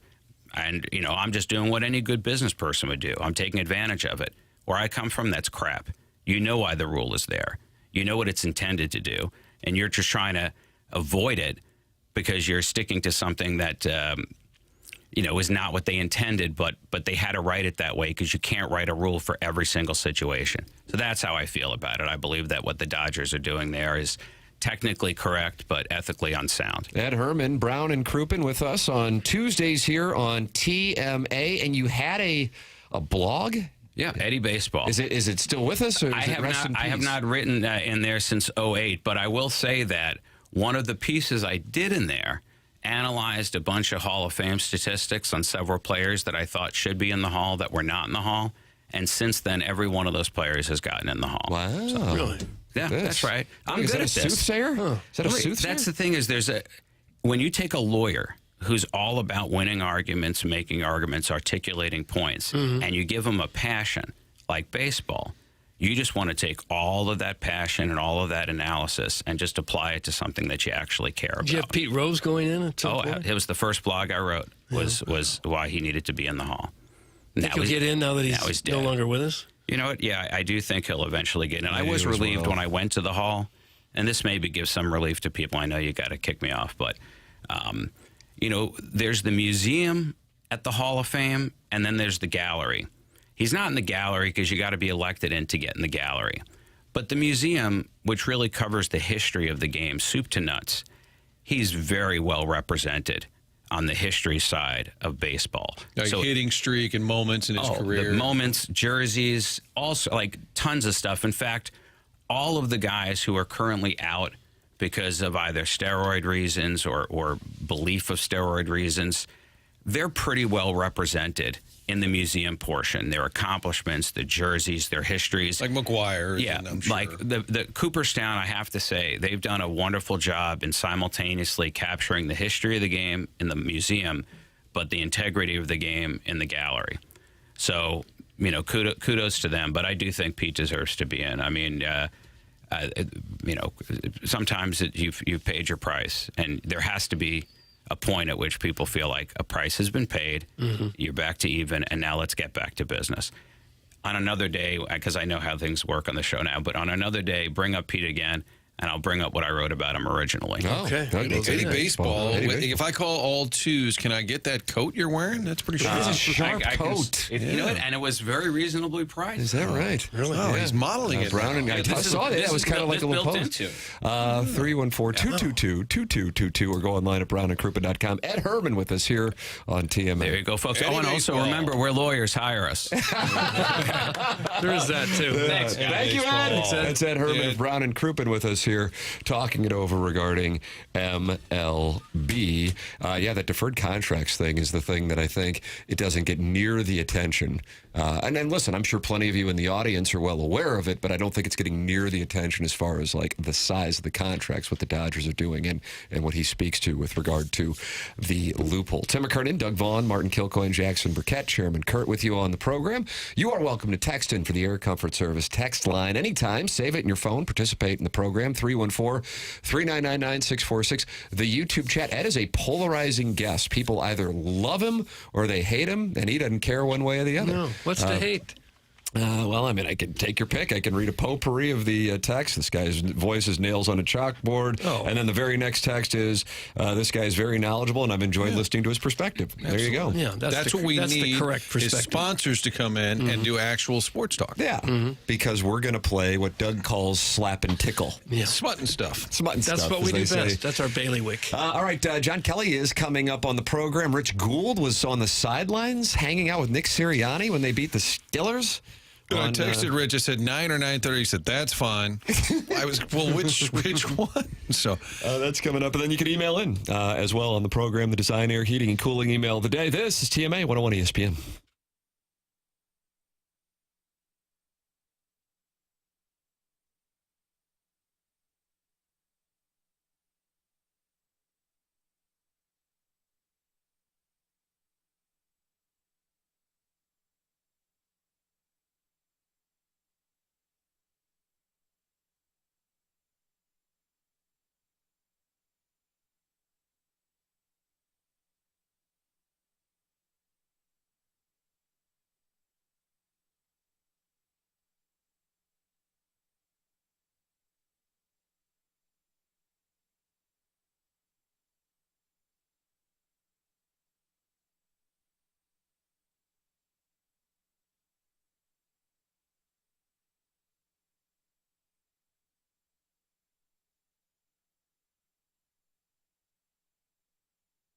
We are knee-deep in the holiday season. You're getting ready to load up for entertaining at your house, and Schnucks is going to save you money. With the 12 days of savings that's going on right now, going on until December 22nd. The 12 days of savings presented by Schnucks, where you're going to get up to 25% off holiday essentials, including things like party trays. Great for that office party, or if you're entertaining family, pick up a party tray, save money.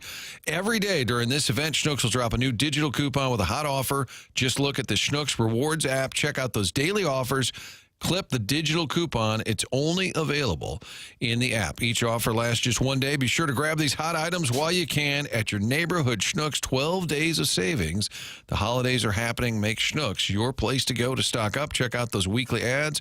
It's the Schnucks Rewards app. View all the great offers for more information. Stock it up this time of year. Do it at Schnucks. The 12 days of savings at Schnucks. It's only available in the Schnucks Rewards app.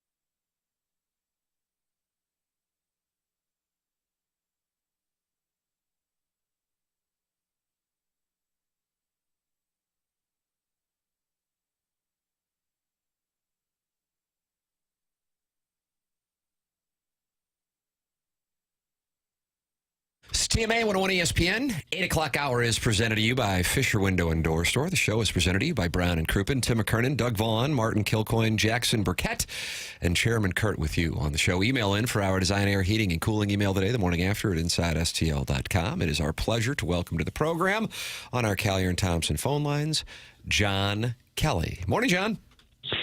Hi, Tim. How are you doing? I am wonderful. How are you, sir? I'm doing great. I'm looking forward to seeing if the Blues can keep the momentum from Sunday. You know, I don't think that they necessarily played a great weekend's worth of games, but to pick up 3 or 4 points, especially considering what the schedule has been like in Dallas and at home against the Rangers, I think everybody would have taken that. I'm curious, you've been calling games, for a long time. I don't really recall a stretch like what the Blues have had for about the last 3+ weeks, with the combination of road games and caliber of opposition like they've had. And I think it's encouraging that they've been able to play the way they've played, considering both the teams and the schedule. Your perspective? I agree 100%. And it really started when the Blues made the coaching change. They were, of course, on that East Coast road trip. They had lost to the Islanders, and then, Jim Montgomery was named coach against the Rangers on the 25th, and since then they've gone 6-2-2. So consider they were out east for 3. They came home for a couple. Then they had that 4-game road trip out west, went 3-1, and then last week, it was a tough week. The Blues played 4 games. They had 4 different flights coming all the way home from Vancouver, and they got 5 points out of 8. So I think all in all, I think the Blues have to be thrilled with where they sit today. A game over 500, but it doesn't get any easier, Tim. That's the bad part. Yeah. You have the Devils tonight. They're a really good team. The Blues beat them in New Jersey just before Thanksgiving, 3-0. And then you got to go on the road to Tampa Bay and Florida, the defending Cup champs, and then in Detroit on the 23rd. So, if the Blues, they have 4 games, left before the holidays. If they could be, a game over 500 or better, I think they'd be in pretty good shape, and it'd be a heck of a month. Is everyone's schedule a little off because of the 4 nations? Are they squeezing all these games in because they've got the break coming up? Yeah, exactly. I don't know how much more condensed it is than normal. Don't forget now, teams do get a winter break every season during a normal season. But this year is, as you said, with the 4 Nations tournament coming up in February.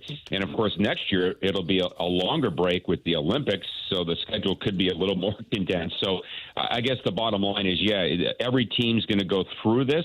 Unfortunately for the Blues, or fortunately, depending on your perspective, their tough month is December, but they're 75% through the month, and again, so far so good. How much help do you think they'll get from Cam Fowler? A lot. He has played really well. He was +3 the other night in the win against the Rangers. Played really well. And, the thing is with Nick Leddy's situation, completely up in the air. I mean, he hasn't played since Game 4, and we still don't know what his issue is. And there's no timeline for his return. He's been skating on and off. He was on the road trip out west, went home. So I have no idea if Leddy's going to play, tonight or next week or who knows when. So to get a veteran defenseman is huge. And when Fowler plays in game number 1,000 on New Year's Eve in Chicago, assuming he doesn't miss any games, that will be the Blues with 3 defensemen with 1,000 games or more on the ice. So, that's really remarkable that they have that much of a veteran presence, and I think it's fantastic. So he's going to be a really big add, and I think it was a great move by Doug Armstrong because of the uncertainty with Leddy. John Kelly, our guest here, Callier and Thompson, phone lines. This is 101 ESPN. The show is The Morning After, presented to you by Brown and Crouppen.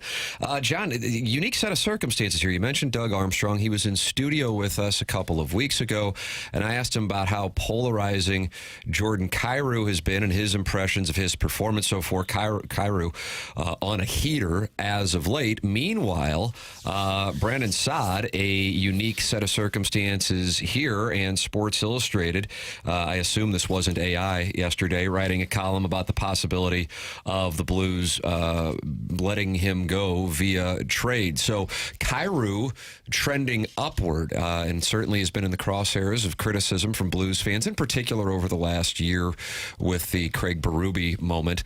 And now he's moving upward.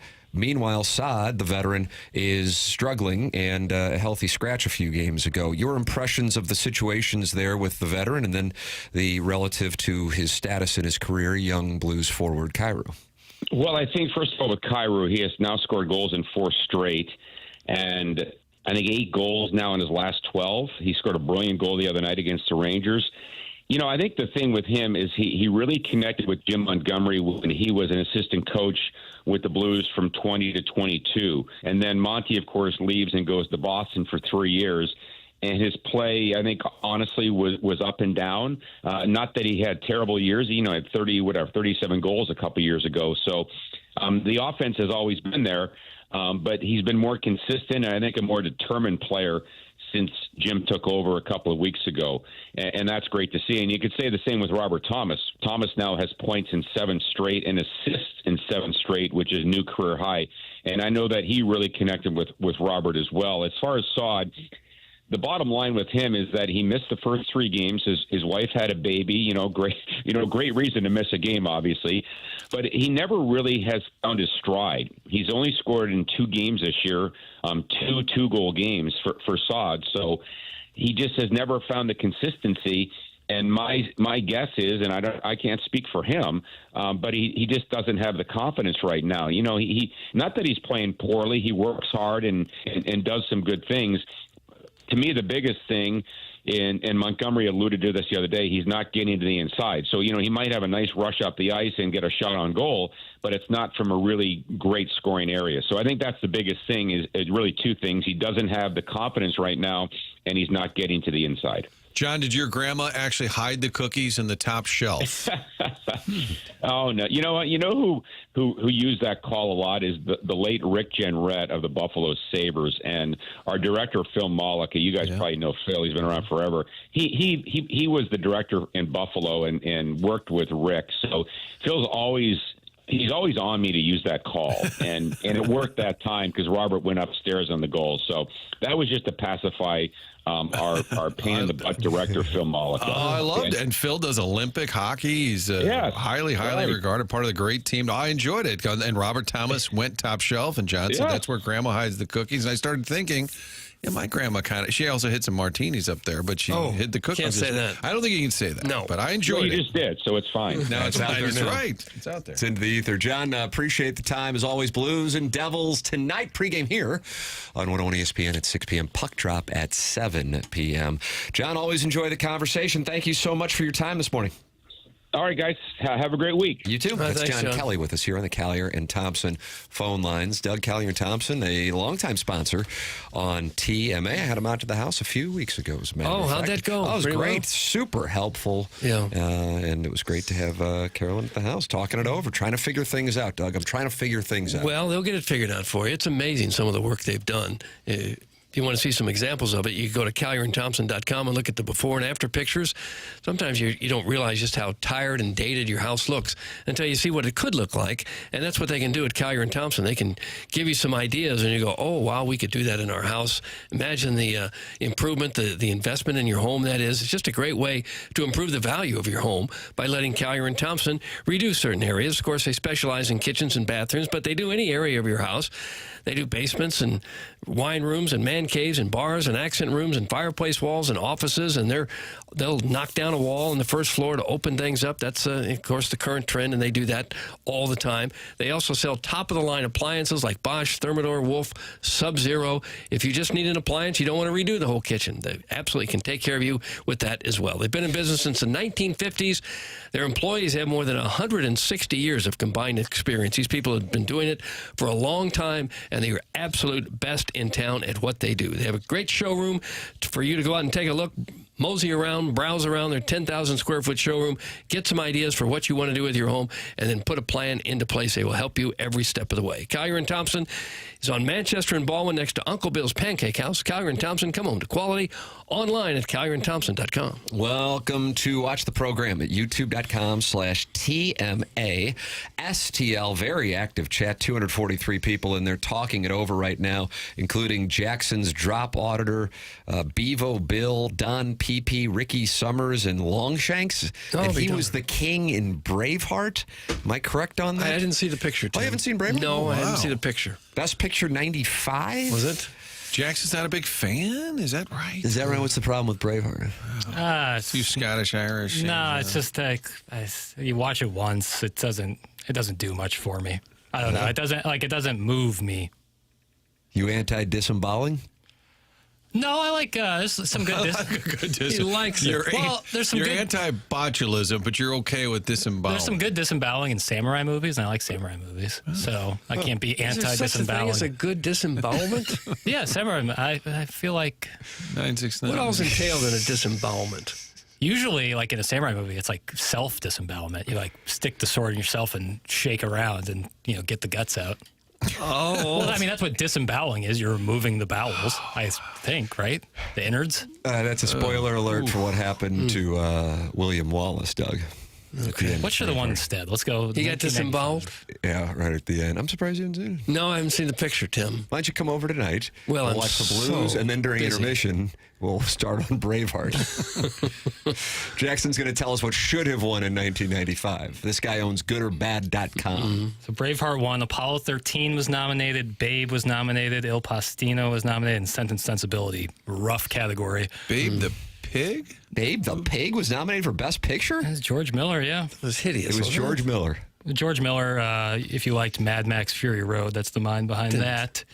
Apollo 13 was pretty good. Apollo 13 is great. I mean, that's not Best Picture, though. Like, that's not a Best Picture. It's a great movie. Because it's That's not an best- art film. No, that's not the case. That's not the case at all. I see Nicolas Cage won that year for Leaving Las Vegas. I don't think that should have won Best Picture, but I like that movie. You'll take it over Braveheart. No, because it's not. Braveheart is like a Best Picture kind of winner. It's like an epic But you don't like film. it. It's not just. It's just not my You would favorite. have liked to have seen Pig in the City one. I wish Pulp Fiction would have waited a year and then come out the next year and then won. That would have been. So that way Forrest Gump still wins in 94 and then Pulp Fiction wins in 95. All right, Doug. Or Shawshank could have done the same thing because both of those movies not winning sucks. Doug, there's your breakdown of... Shawshank's about as good as it gets. Yeah, that's a great And movie. you're furious, are you more furious about Braveheart winning Best Picture or Crash winning Best Picture? None of the above. Shakespeare in Love beating Saving Private Ryan. Was that 1998 or 1999? I don't Doug? know. I think 98. That's robbery. Yeah, Okay, that's so robbery. Doug, you're on the same Yeah. page. That was a Harvey Weinstein thing. Like he really worked that to get Shakespeare in Love to win. And what a wonderful person.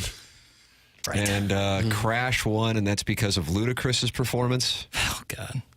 Yeah. That one really got you. Martin Jackson's in a dark place now. There's just been some really bad ones, and Crash is certainly one of them. And what should have won instead of Crash? Brokeback. We don't even hear the mountain anymore. It's just Brokeback. Just say Brokeback. People know. I mean, they're like that year was Brokeback. It was where's Best Picture? Boy, the Academy does a really bad job of Crash, Brokeback, Call them out. Capote, Good Night and Good Luck, and Munich. The last two, no thanks. But Brokeback should have won. Yeah. Not Brokeback Mountain, Doug. Brokeback. Just plain old Brokeback. And what did you like about that? I'm almost afraid to ask. Oh, boy. It's a good story. It's a good love story. There you go, Doug. I mean, if you like aren't 13, you can like get over the fact that it's a couple of gentlemen. Now he's shaming you on age again. I mean, this is really... It's become a real thing. I don't mean to. Recurring issue. That was a reverse age shaming. You can sue for age discrimination. And Herman's ready to take the He case. said he wouldn't take It's it. not like He I'm said- taking food off your plate. I think that's the only way you really have a leg to stand on. Good Morning Gladiator is the greatest movie ever made. That's from the 636. Just kind of a take out of nowhere. I don't know. I love Gladiator. I Take your wouldn't go takes. that far, but And I you've love seen Gladiator 2 with Denzel Washington, have. friend of the St. Louis Rams. Yes, his son certainly was. Not as good as the original by any means, but a fun way to spend 2 hours at the Picture House. Don't say Picture House. I knew Doug Don't was say that oh, my again. God. It's worthy of watching. I wouldn't necessarily say it, reaches the same heights as its predecessor. I noticed Ludacris on Thanksgiving with his 13 million followers on X. He just tweeted like, "Happy Thanksgiving, everyone," and people started responding, and he's writing them back, and they're like, "Thanks for all the entertainment." He's like, "Oh, thank you, my man. Thanks for somebody with like 100 followers." He was going back on Thanksgiving night. I thought, doesn't Ludacris have other things to do? You think maybe it was an employee doing that? I know, but he was going back and forth. Hey, thanks for all your support. Appreciate you, my man. And I'm like, it's like Bill in Toledo, and it's Ludacris on Thanksgiving night going back and forth with him. He's a man of the people. Ludacris, friend of the program. Rich Gould's calling in. He is on the sidelines now with the Philadelphia Eagles, and he was there for their win over the Steelers on Sunday, and he's got to be vindicated over his Twitter war with Dan Orlovsky when he told him to go piss up a rope. Before Schefter and Gottlieb got into it was Gould and Orlovsky. That's exactly right. Dan Orlovsky going after Rich's guy, Nick Sirianni, Eagles head coach. We also have the Design Air Heating and Cooling email of the day, the morning after at InsideSTL.com. Doug, do you know the name? I'm just going to put you to the test. Okay. Bo Prabula. Say it again. Bo Prabula. Prabula. I don't believe I know that name. No. When I tell you Bo Prabula's story, you're going to go, we got a problem. Okay. I'll tell you why All right. when we come back Nice from commercial tease. All break. right. Oh, it's TMA, presented to you by Brown and Crouppen, 101 ESPN.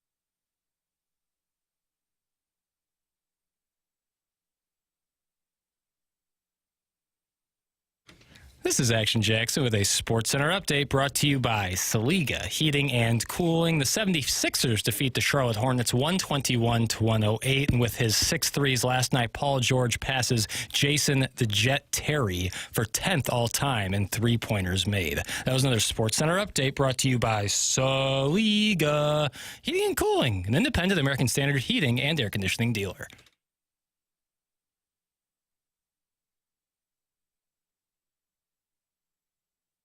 Welcome back. This is the Morning After. It's 101 ESPN. The show is presented to you by Brown and Crouppen, and we are in the Fisher Window and Door Store, 8 o'clock hour. Tim McKernan, Doug Vaughn, Martin Kilcoyne, Jackson Burkett, Chairman Kurt with you on the program. And Doug, you wanted to know about Bo Prabula. Yeah, I do. Yeah, what's he up to now? Anybody know who Bo Prabula is on the dais? Oh, wow. Look Everybody at the chairman and Jackson. Prabula. Martin's out on a phone call right now. Okay. Here's the story. Penn State coach James Franklin and he will be hosting the Mustangs. You call them the pretty little ponies from Dallas. I've never said that, not one time. On Saturday at 11 o'clock. Penn State coach James Franklin. Martin, we're just starting the Bo Prabula story. Defended backup quarterback Bo Prabula, who entered the transfer portal Monday and will leave the team before its college football playoff game Saturday. And the reason is, he says, we got problems in college football. Oh. Here is James Franklin. Yeah.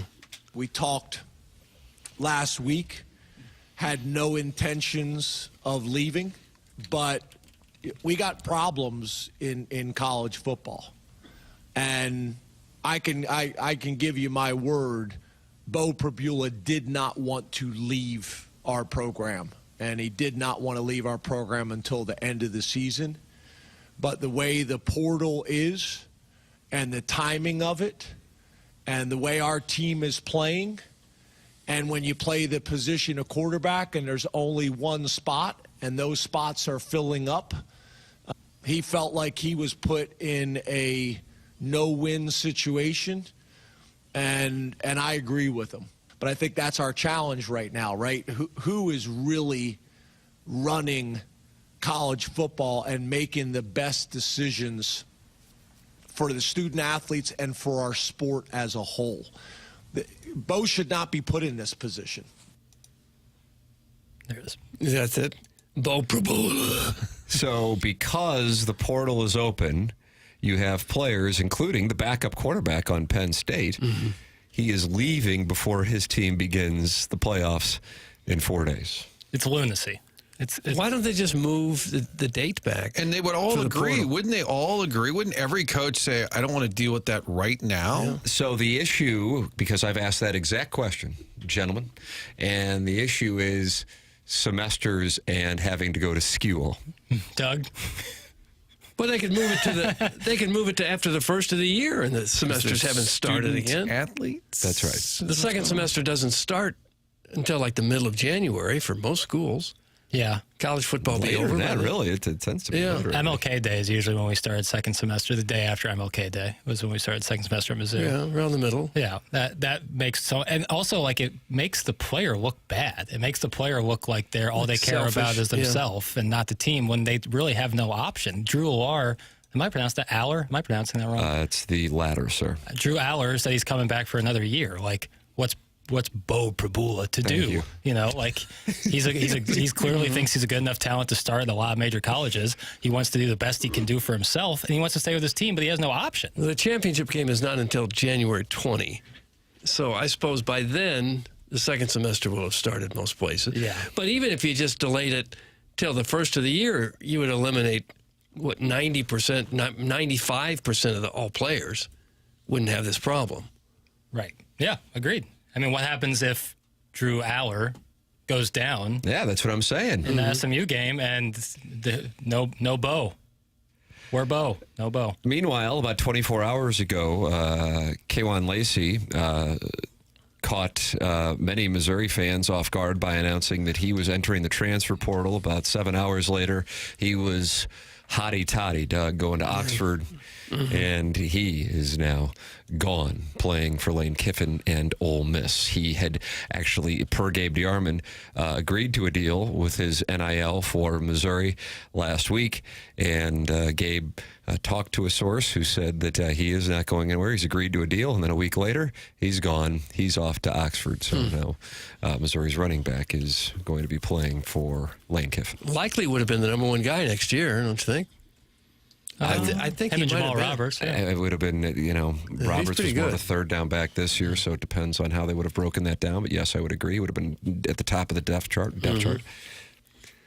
Well, they need to do something because it really is lunacy right now. It's craziness. It's crazy. I mean, Nick Saban went on a little bit of a tweet tirade about it yesterday.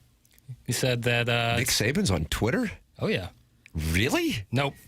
I almost got... Hold on, what just happened? Did Brian Dable get fired? I almost went down Fact Sports alley, but I... Doug, you got hit by Fax Sports, and yesterday, what's the account? At Saban Foe. Oh, you got nicked. Almost. I didn't read the tweet. I didn't read the tweet, so I didn't. So that's a half. So you feel like you didn't get duped? I got I'm 1.5. The Daybell thing I got hit. If I would have said Nick Saban has a Twitter account, you would have been reading the tweet. If no one said anything, I would have. But it says "foe" in the handle. No, because I can't attribute it to Nick Saban. People are going to mishear it and think I attribute it to Nick Saban. I'm a journalist. Okay, let's hear it. Not really. Let's hear this faux tweet. He's not wrong. Like whoever's running this tweet, Bill Saban or whoever it is. This is Bill Saban? This is some guy, but he's not wrong. Tampering left and right, free agency for every player every year. College head coaches will leave a max exodus in the next 2 to 3 years. That part's wrong. These coaches making $6-8 million a year, they're not going anywhere. Yeah. They'll complain about it, but they're not leaving. And something that Gabe has actually talked about is mentioned in this tweet from Faux Saban. This is Doug, fake Nick Saban. But I like this. How about a $10 to $20 million salary cap for football schools? Putting some sort of cap, and what Gabe was alluding to last week in one of his pieces was like, you have a certain limit you can spend on first-year players. That means freshmen and new transfers. So if you transfer someone else, you can't make as much money as if you stay at a place for 3 or 4 years and build up money. Like your senior pool is a much bigger money pool than your freshman or first-year player pool. And that would incentivize guys to stay at a place longer as opposed to just going wherever, whenever. Mm-hmm. And I liked that idea from Gabe. And he even credited himself. He said, I just fixed college football. You guys better get to know the name Bo Prabula. He could be Missouri starter next year. I'd be surprised by that. He still has many years of eligibility left. I believe he is a redshirt freshman. And so I don't think Missouri would be doing that with Zollers coming in. That's kind of the key thing. They want a guy who's got a year of eligibility left so as to not have Zollers, the acclaimed recruit from Pennsylvania, bolt. So that's the reasoning for that. But I would hate to be a coach. You got to re-recruit. That's why the NFL actually, I think, is more appealing at the moment. But there's only 32 of those jobs. I mean, look at Winery. You go balls to the wall to get the top kid in the state. You get him there for a year, whether you should have played him a little more or not. A year later, he's gone. Mm-hmm. And so now you're back in the portal. Oh, we got to get these recruits. Well, why? They're leaving in a year. Well, we got to get in the portal. Well, they could leave too. I do think there has to be some limitation. You got guys are playing 4 and 5. I mean, even our guy Kevin Coleman, he's local. Is this his 4th stop? Yes. Jackson State, Louisville, Mississippi State, and now Missouri. Well, he's moving up the ladder, it seems. Prabula is a redshirt sophomore, so he has 2 years left. Media literacy with Piddles in the Vaughn. What a time to be alive. Thanks, and hashtag free perk. That's from #1 Asian intern Brian Henshin, a.k.a. ASMR Ting Ting 2.0. Find me on YouTube, Mart. We're not looking for you, Henshin. No, that's on me. I messed up today. But I didn't mess up when I just looked on 3 Sports, and they have a picture of Belichick signing his first player, and I highly recommend everyone go look at this picture. Oh, really? It's the most Belichick-looking picture of signing a player I've ever seen. He doing? He's got a hoodie on? He's just staring at the guy with his hands in his pockets from weird distance away. That's how I describe it. It's a good pick. I recommend people go take a look. Is it from the faux Belichick site? No, this is from On3. I've vetted this. It's you used to have to actually be a real account to get a check mark, and now you can just have a check mark. And that's what's frustrating. Even by being a fake name? Yeah, I mean, really? Is that right? Yeah, I mean, this Nick Saban account, this at Saban Foe says Nick Saban. Yeah. It's like a legit picture he would use himself, and it has a check mark. Yeah. Now I should know better, but you just apply for the blue check, right? It does or you pay $8 for that. It does say in the profile, this is not Nick Saban. Chairman Kurt. But when you're he is Scottie Pippen, Patrick Ewing. But when you're reading it on the feed, it doesn't. I don't have all the information up. It just is the tweet. Yeah, it could have been now I get community notes at the bottom just now. Thanks.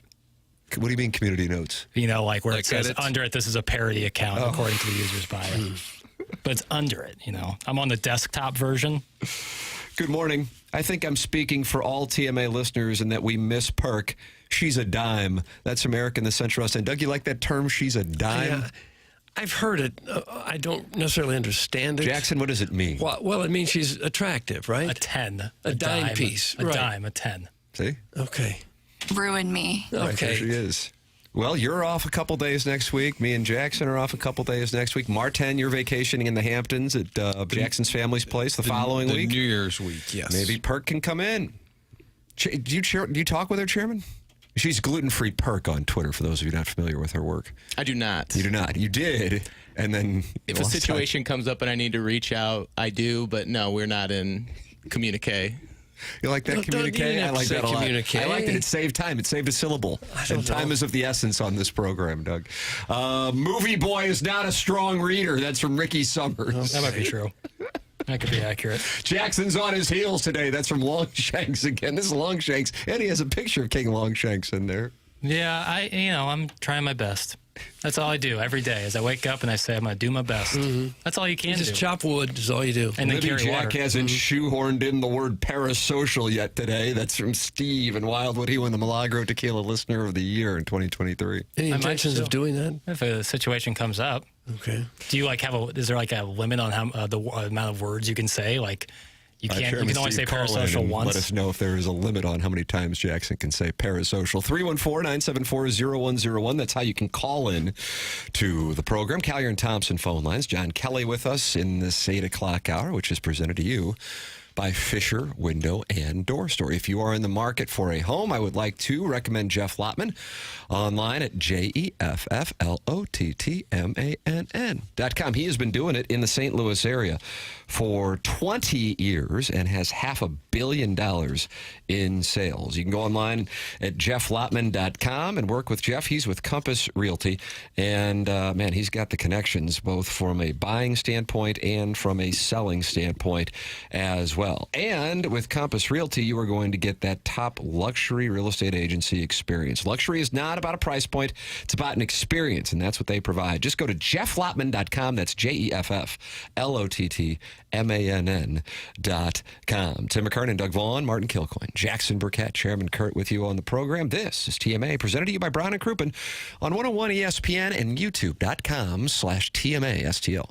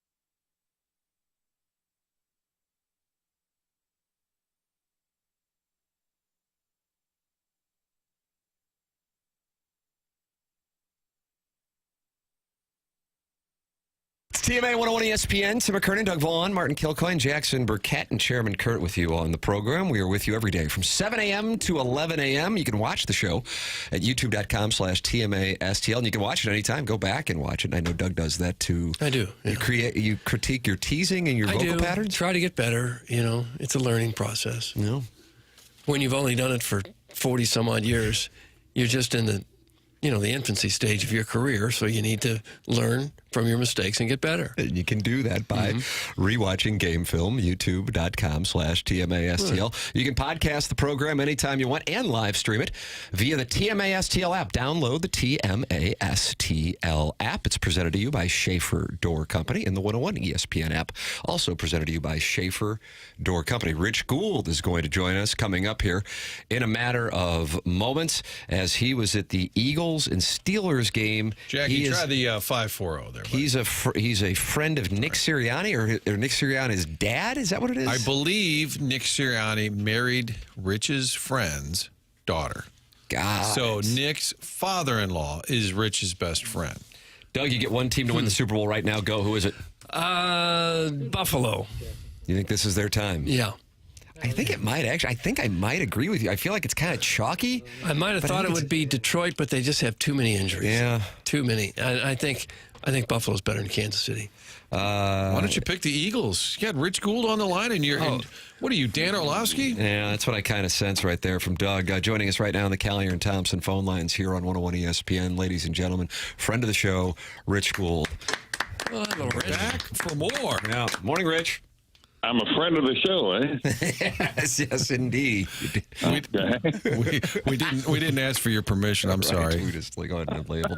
How are things up at the Link on Sunday for Mike Tomlin versus your guy Nick Sirianni? It was interesting. The first one, I got on a plane Saturday morning early, and I was blown away by the number of Eagles and Steelers fans on that plane here in St. Louis. Oh, really? How many were there? Gosh, I didn't count. Well, I mean, 2 or 3 or 30. Oh, it was, but several. Okay. Several. I didn't really go up and down the aisle and say, take a poll. Well, do that next time. Well, next time I will. Next time I get on Southwest, I'll ask permission if I can do that mid-flight. That'd be nice. But I didn't do that. All I know, it was enough to make me think, why are these people going? St. Louis, we got no dog in this fight, but there was a bunch of fans flying in from, I guess, all over the place to see this big game. Rich, the Eagles have not lost since you told Dan Orlovsky to piss up a rope. Good.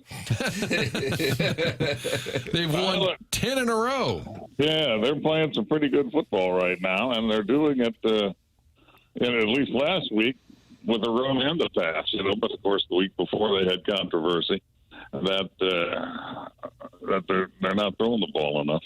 Yeah, they're playing. I thought last week the game that I saw Sunday, I thought I'm not sure anybody else could beat this team. They were really solid Sunday against the Steelers. And you were on the sideline? I went down there. Yeah, I really didn't care. We've all, the four of us talking here, have all been on plenty of sidelines. But my pal Brad said, "Hey, come on, let's go out here." I said, "Okay." And so went out there, looked at this, saw Brady walking around, Tom Brady, and Aaron Andrews, and just people. Talked to Big Dom. Yeah, Big Dom, the famed security guy. Oh, yeah, sure. I saw your picture on Twitter of that. Big Dom is full of himself. He's digging this fame. He is strutting across the field, man, going, "I am Big Dom." He's looking for people to take selfies with. But that's okay. He's never 5 feet away from Nick Sirianni. He's right there in his hip pocket. Does Nick Sirianni know that your loyal support, that you took that stance with Orlovsky? Well, I hope I don't know if he knows I took that stance. He may.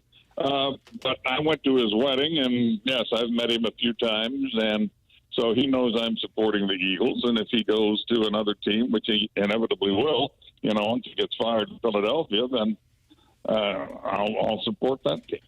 Now, something else that happened during this game, which is another reason I went, which was great fun. I got to visit a couple of old sportscasters from St. Louis. Who? Oh, let's see. Jeff Skversky. Telly Hughes in Philly? No, I don't know. No. You guys remember Don Bell? Who? You remember Don Bell? Don Bell. Oh, yeah. Don, what the hell? A year and a half here. He's a wonderful guy. He worked with me at KPLR. And so we became friends. And Don has gone on. He's been with ESPN a little bit, been in the San Francisco market a little bit, and now he's back in Philadelphia and doing well.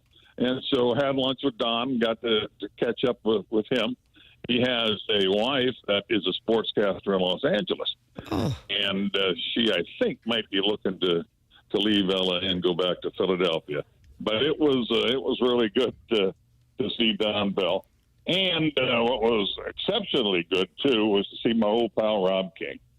Oh, Rob King. Is he covering the Steelers? Rob King, Rob King, folks, is the voice of the Pittsburgh Steelers. That's right. Is he really? Yeah, he does radio play-by-play for Pittsburgh. This is his first year doing it. Prior to he's been in the Pittsburgh market now for some time, doing interviews for the Pirates, pregame, postgame, that kind of stuff. But now he's the voice of the Steelers. He's flying the charters. He's knowing the guys. He's got a nice job. It's very cool. And so Rob and I are great friends. I was at his wedding when we got to reminisce a little bit about the old days when we did some radio here in St. Louis back on KFNS. And is KFNS still up and running, or are they done? Well, pretty much done at the moment, but maybe you got to get back in business. That outfit's done, isn't it? Well, again, at the moment it is, but I think they're trying to rebuild it now. Really? Well, I think so. I'm hearing rumors to that effect. Okay, so you're hearing rumors that they're trying to rebuild it. The one thing I always thought that was kind of a bad idea, and I'm sure that I'm probably wrong, was to have a guy who sells shoes own the place. Own the shoes. Well, you never know how the owners are going to make their cash. No, you never know. I mean, I'm sure he's a versatile fellow. Mm-hmm. Anyway, so Rob and I got to talk, and that was great. Well, you've got Philadelphia is a, it's kind of a mini New York. I was downtown for a while, walking around, and it's a pretty cool city. The sports complex is great, but man, it's just a little too far away from a lot of stuff. Yeah. So here I am, an old fat guy at night after the game with plantar fasciitis, and I can barely walk. Oh, no. And I got to try to call down a cab or an Uber where there's traffic all over the place. And so that part was no fun, but that's the only part of my little trip that wasn't fun. Richard, it sounds like you've got a coaching tree. You've got Don Bell, you've got Rob King, you've got McKernan. He calls you a mentor, and you got let's see, Telly Hughes. Would God Sagan be on the tree? Ramsey, right? Bob Ramsey? Well, no, Bob was here before me. Okay, I thought that you guys worked together. All right. No, well, we did work together, but Ramber was here before I came to St. Louis, and we certainly, I did nothing for his career, in terms of advice or anything like that. Bob knows what the hell he's doing. Well, Joe Buck interned for Doug, so, Right. I got him straightened out. I feel like I got him straightened out, yeah. Good for you, Doug. He's done okay, I guess. I'm could have gone either way, of course, when he arrived on the scene. We weren't sure that he was going to be able to make it. Well, it's tough for some guys named Buck. How about some book signings while in Philly? Why didn't you double dip? I wish the heck I would have done that. I meant to take a couple of books just to give away in case I saw Kelsey. Jason Kelsey's got a lot of little kids. So I didn't know who I was going to run into there because of the places that I was able to go to with Nick Sirianni's wife. But I should have taken some books. Now, your listening audience, the thousands who are listening to this program and to my voice right now, tens of thousands, really, when you consider that it's probably on Is this on a podcast, Tim? This is FM HD1 radio, Rich. Okay, so people can listen all over the world, can't you? Yep. Streaming as well. Yep. There are probably servicemen right now tuned in. In battle. Guys in battle. Yeah. With for all of the servicemen who are fighting across, wherever they're fighting, I'll give you a discount on my book. All you have to do is order and let me know where to ship it. And if I have to ship it to wherever, Morocco, any place, I'll do it, and you can get a little discount. But for the rest of you in St. Louis, you're paying full price. Oh, gosh. And the book is titled, There's a Snake Down There. Uncle Rich's snake down there. Foray into children's books, and people can find that book where? rgobooks.com. I suggest you stop everything. If you're driving now, stop traffic and pull over and get on your phone. You've only got a week before Christmas. Yep. So order it. We can get it to you. rgobooks.com. You got to look into that, and I can help you out with a book that's fun for the whole family, fun for little kids, fun for their parents, because there's a couple of passages in there that adults might like. Little kids also, fellas, it's not just literature. It's not just a book to read. You also have to count. I've hidden little snakes on every page. Yeah, you have. Count the snakes. So people have to count the snakes. Is the book in any stores? It's at Main Street Books. Okay. And there's a copy in a little bookstore in Webster Groves. I've forgotten the name. There's a couple of copies there that I took down months ago. And, of course, I don't really have a deal with them, so they're not selling them, and I'm just too lazy to go down and get them. Good business plan. I want folks to pour into that Webster Groves and just demand the Rich Gould book be stocked. That's right. If you get into this place at Webster Groves, ask them about it, and they'll probably go, what? We don't see it in our inventory. You say, it's there. You just kind of did some guerrilla marketing, just placed a few on the shelves, and you don't even know why they're there. My wife had a great idea. First of all, she said, my wife Kim said, tell Uncle Rich she'd like to go camping with you and your wife, because I famously don't like camping. My wife does. Rich has tried to groom me on the idea of camping. It's never taken. I love it. I still love it, although I think I've reached the age where sleeping on the ground is just no fun. I've always been a tent guy. Rather than pulling the great big rig down there, I'll pitch a tent. And I think that's great fun. Let's see. We also, our 7-year-old grandson, Holden, she said, we need a book for Holden. I delivered an autographed copy of the book to Matt Offenberg Hyundai, and he wanted, Rich signed it to his children. So if you want it personalized, is that an option? Rich did that for my sons as well. Yes, absolutely. I'll be happy to do that. There's a little thing down there on my website which says, if you want to personalize, or at least there's a note you can send to me. I'd like this for, a little Jimmy. Little Jimmy. Or little Susie. I'll sure sign it from him. How long did it take you to write this book? The writing part was easy because it happened to me. It was a true story. I'm the one that killed what I thought was a snake, but it wasn't a snake at all. It was my dad's work glove. Boy, he thought he thought I was some kind of an idiot. I reckon I was. But the hard part, Doug, it was the getting a copyright, getting somebody to draw the pictures the way I wanted them. So that took months. But the actual sitting down, writing, that's easy. And there's another one. I had to find a printer, had to deal with these with an ISBN number. There's more stuff to it than I thought, which is why I really don't want to go through that again. I want somebody else to do it. I thought you were writing another one.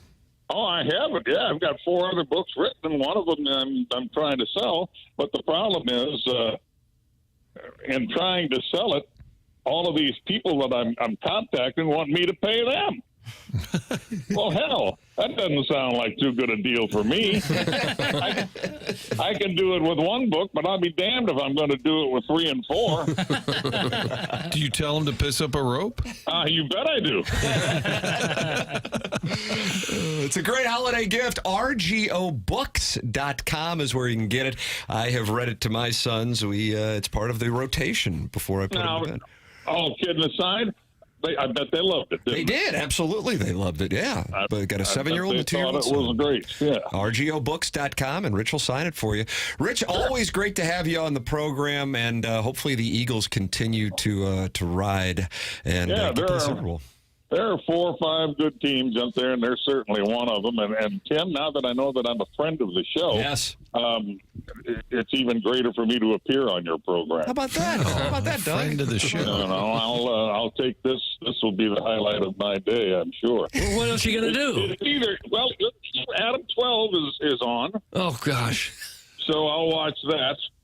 And I haven't turned on my recording yet of last night's The Rockford Files. I'll have to get that done. We're kind of stuck in the 70s, aren't we? I may go up to the local tavern and fill out a little card to try to win millions of dollars on the lottery. Mm-hmm. That's my day. Busy day. Yeah. No, one of our listeners who said he's a convert to this show. I believe it was Trash Man James who said he saw you at the Quick Trip loading up on lottery tickets. By God, I don't know that I was loading up, but I think I remember him. Yeah, it was Trash Man James, and he said, "Tell the guys at the show hello from Trash Man James." So yes, I'm glad that he contacted you because he's one of your loyal thousands of listeners. Thank you, loyal thousands. How many listeners you got, you reckon? Doug and I have always kind of speculated about 14. 14-ish. 14 or 15. No. Yeah. I think it's much more than that. Jeremy Rutherford is a friend of the show, and he sent me a screenshot of your profile pic, and you've got the sunglasses. You're kind of mean mugging. It's on your X account, your profile pic, and I said Rich always fancied himself a private eye, and that's kind of what the photo looks like. I remember that photo, and I didn't think I was mean mugging, and that's kind of how I smile. So maybe I am just and as I did that, I was at a winery sitting on a hail bale. I didn't have Angel Martin with me trying to track down a creep. Oh, we loved Angel. Gosh. You know? Maybe, and if things go well, maybe Rich will watch some Kojak later in the day. Kojak, I'm staying away from Mannix. Okay. I'm staying away from. It's like Kramer said on Seinfeld. Some of the stars from the '60s, those private detectives weren't very hygienic. Take Mannix for example. You know, the one I didn't get, Cannon, was kind of a big fella, and he would always chase people down in his Lincoln Town Car. Then he'd get out and run after them, and he weighed a good 300 pounds. Like that fat bastard could run somebody down. Have you ever seen Cannon? Sure, I did. Conrad was his name. I think it was William Conrad. Check out a picture of him and tell me if he could run, the 50-yard dash in anything less than 14 seconds. No, right. Probably not. What do you guys got the rest of the day? Oh, gosh. Well, we got another hour and a half of this. Doug, what do you got going on? My God, you got an hour and a half left? Yes, we do. You've been on since when? 7 a.m., Rich. 4 hours of radio magic. Thanks for listening, pal. Fellas, you don't need to work that hard. Really. Well, it'll make you feel better. I leave every day at 10, and I quote you, and I say on the way out, I've got a thing. I got a thing, yeah. You all have other jobs or have had other jobs. Back it off a little bit, man. You're gonna stay there and talk from 7 till 11? I think I might just go over to Rich's house at 10 o'clock and watch some Barnaby Jones. I can find it for you out there. Rich, always great to talk it over with you. Thanks so much for the time. Oh, wait a minute. Will you be Santa next year at our Christmas party? Good question. I suggested this. Doug was Santa at our Christmas party, and I said, who would be perfect is Rich Gould. Are you available next year? Oh, I'm available. In fact, that's something I may do as a sideline. Oh, really? Oh, nice. I'm actually thinking about it. I played Santa once at a mall. I was a mall Santa. I wasn't a bad Santa, but I was a mall Santa, and that was interesting. I enjoyed it. The little kids were coming up and their parents, I remember Santa liked little Timmy's mommy. Oh, gosh, that's not what it's about. Is there a reason you weren't invited back? So, yeah, they politely said thanks, and you know, we'll see you down the road. Well, I think our crowd would rather enjoy bad Santa. I think it'd be okay. Well, you know, I told them there's a snake down there, so be careful. All goes back to that. RGOBooks.com. That's where you can get it. Rich, always enjoy it. Thanks so much, man. Thank you, guys. There he is. That's Bye, friend of the Rich. show, Rich Gould. RGOBooks.com is where you can get. There's a snake down there. That was our Eagles breakdown. Yeah. That was our Philadelphia Eagles breakdown. He's our Eagles insider. And we got a Santa Claus for our Christmas party in 2025. Design Air sponsor the email today, the morning after at InsideSTL.com. It's going to be pretty nice today, Doug. Do you see that? I see, yeah. It's sunny not out. bad. I had to draw the blinds for Jackson because it's so sunny. Highs in the mid-50s today. Not bad at all. Can't beat that. And it's going to feel like around 56 degrees at 1 p.m. if you're interested in going out and ball striking. Design Air, though, knows it's going to be cold throughout the course of the winter in St. Louis. So if you run into heating service issues, go to designairservice.com to work with Seth Goldcamp and his team of service techs. Design Air Heating and Cooling, online at designairservice.com. The longest running sponsor of TMA for the last decade. Martin's a client. Doug's a client. I'm a client as well. You can become a client by going to designairservice.com. Tim McKernan, Doug Vaughn, Martin Kilcoyne, Jackson Burkett, and Chairman Kurt with you. This is The Morning After, presented to you by Brown and Crouppen on 101 ESPN.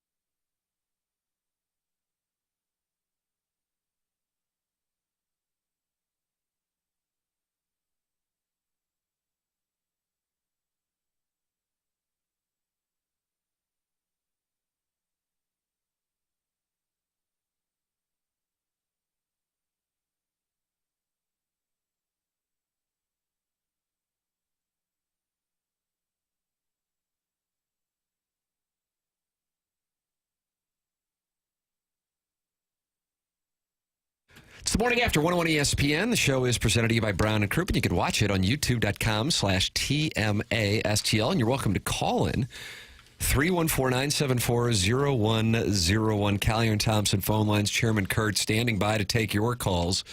Larry Nickel, is he on the line? He was on the line, Doug, earlier. No. Larry Nickel with the WWE recap, and you probably didn't get a chance to watch the show last night. You know what? I missed a program. So there you go. For like the 30th year in a row or something like that.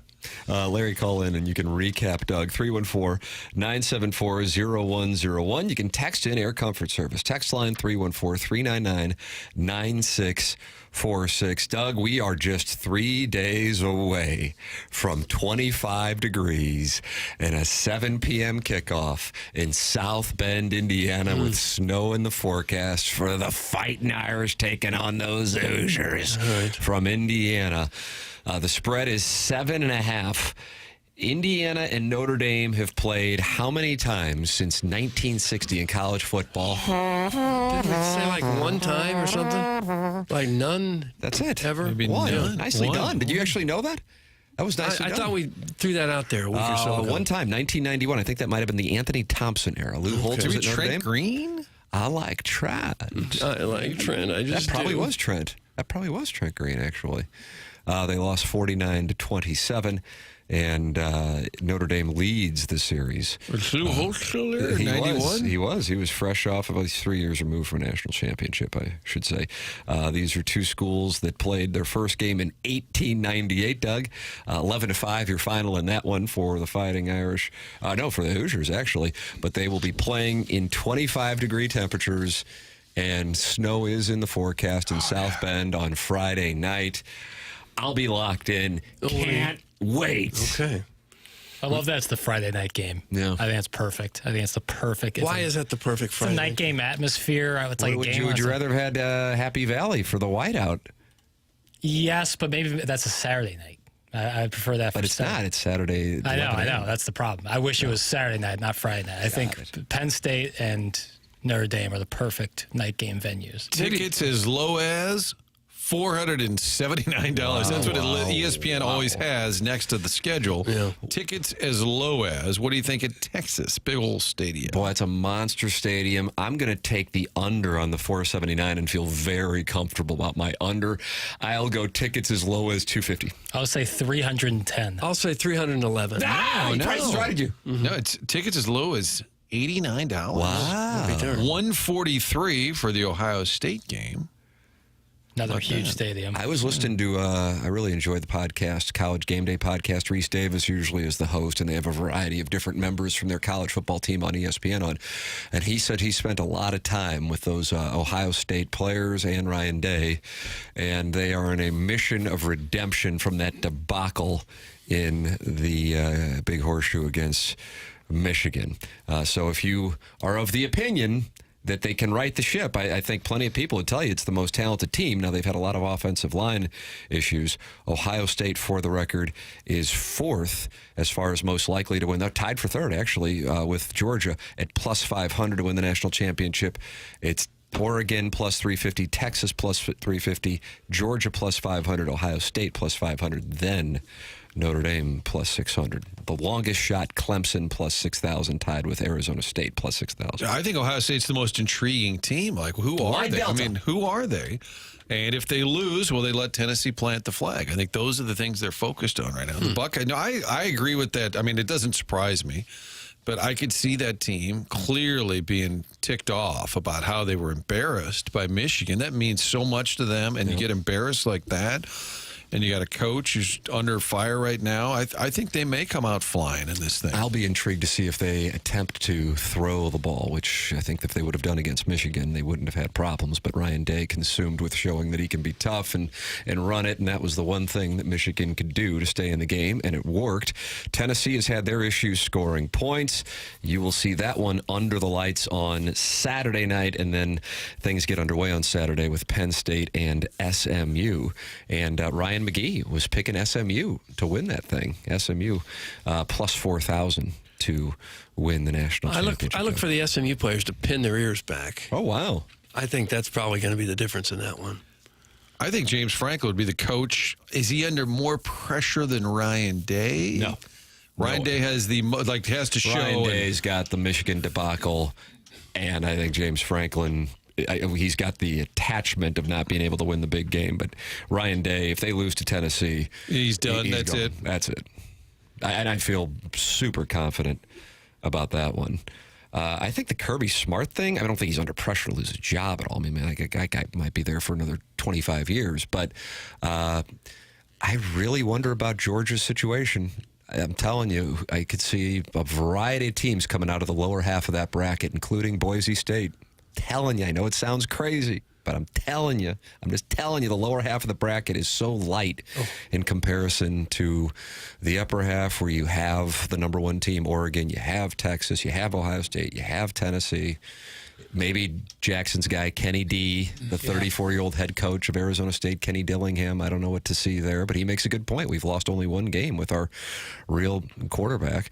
I just think the lower half of the bracket is light in comparison with no Carson back. I'm operating on the premise you're not going to see Carson back again. Yeah. That's my reasoning. If they have him, Georgia's always tough. If Penn State can't win the big one, Georgia can.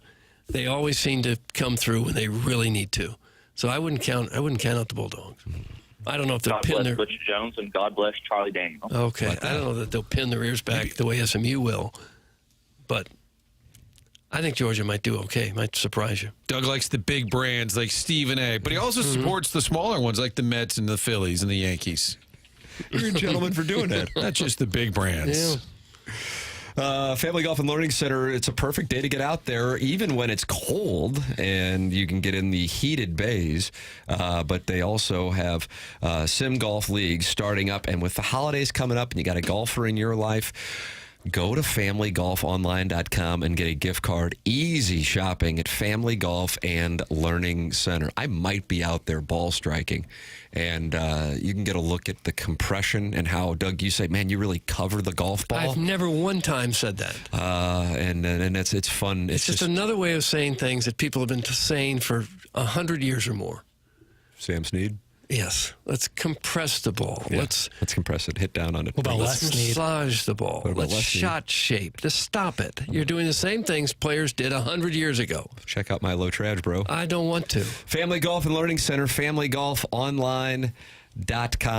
It's Family Golf and Learning Center, wonderful sponsor of TMA, and perfect for sim golf during the cold weather months or the heated driving range, the double-decker driving range. That's a great spot to go.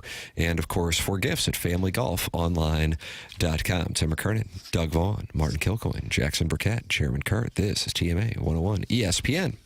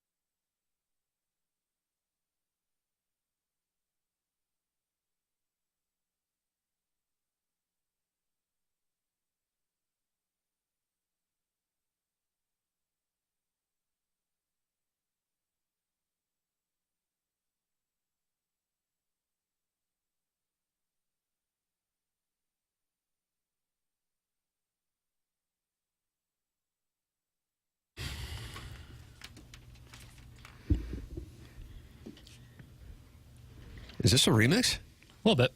We're going to pick up the energy at some point? What do you mean? You got the hi-hats, snare. Hi-hats? Yeah, the cymbals. What is this, Whiplash? That's what you call cymbals? Hi-hats? I think Miles in that Teller? sense. Or is that a drum? I don't know. J.K. Simmons? Love that movie. I was watching one of the scenes the other day. So much swearing it made even me uncomfortable. A lot of swearing. Very abusive relationship. Yeah. You find that entertaining to watch? I find it riveting. Really? He didn't answer your question.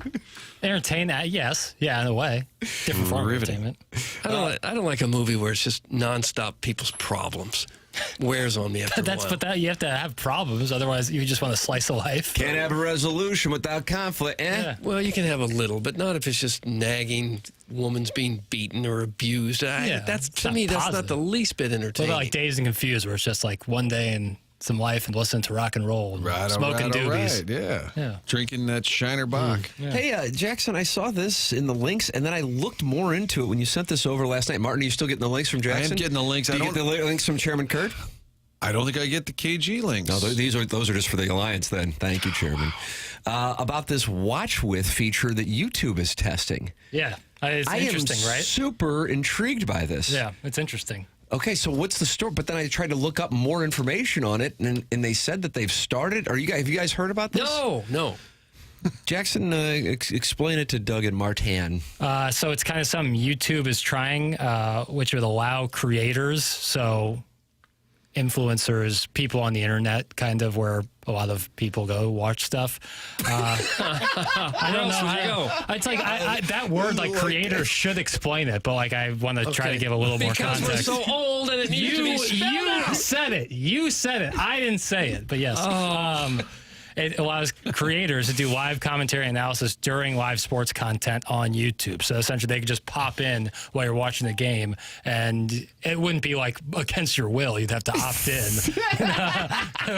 Anybody around the world? Yeah, it wouldn't be like out of nowhere the Nelk boys are just coming while you're watching, like the Maple Leafs. No, I don't know the Nelk. But the idea is that like you could opt into watching something, and then you're essentially watching it with like your own kind of alt cast in a way. That intrigues the hell out of me. I think it's a really cool idea. I'd love to do TMA Cardinal games. Right, and I think the biggest thing, like with anything, like I think is the reason college football doesn't have like a red zone style whip around show is network deals. They can't necessarily get all the networks on. So MLB and college football would allow for this to happen? I just don't get it. I think it would be through YouTube TV, not necessarily YouTube proper, Okay. so that they you would can't have get networks. baseball on YouTube TV. Yeah, well, that's another. So that's it's a whole not going to nother work. issue. Well, you That's can't why get. I wanted to look into Well, it. you can't get FanDuel TV through YouTube TV, Right. but I'm sure I don't know what the deal is like with SNY. I don't know if you can get SNY on YouTube. So could TV. we do a Manning cast with us on the show? That's what I'm asking.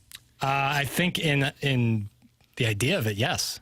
I don't know if we're going to be picked as. Well, no, I thought anybody could do You it. just set it up yourself. Right, that's what I thought. Like Vinny in New York. Hey, Right. I'm watching a Yankee game. You want Right. to watch me watch it? That's why Yeah, I was right. like, this is a brilliant idea. When you sent this link, I was super intrigued by it. And then I tried to find more information or to see if I could see an example of it, and I couldn't find It it. was just a blog post put on YouTube's like Right, that's correct. blog. But then Awful Announcing did a thing on it, but Right. they didn't really have a whole lot of detail. No, because I don't think there's that much. Because I think it's a great idea. I do too. I think what it's adding, the element it's adding, is that you can watch the game along with them. Because you could always just pop up on YouTube Live and just be there while your other person is watching the game on their television. But now it's combining it, so it's all in one place, as opposed to watching it on your phone, watching the live stream on the phone and the game, all in one place. I think it's interesting. Huh. I'd be all over it. I mean, I really would enjoy that. Isn't there the potential for tens of thousands of people to be typing their comments all at the same time and just be bombarded with it? Sure, you could absolutely. hide You chat. flood the market, but then the Doug, you're a big free market guy, aren't you? Free market guy. John Stuart Mill, the open marketplace of ideas, and that's what this program's always been founded on. And it's like everybody and their brother has a podcast, but what 0.01% actually generate revenue? So hey, millions of people can do it, I suppose, but then the market will decide which ones they want to watch.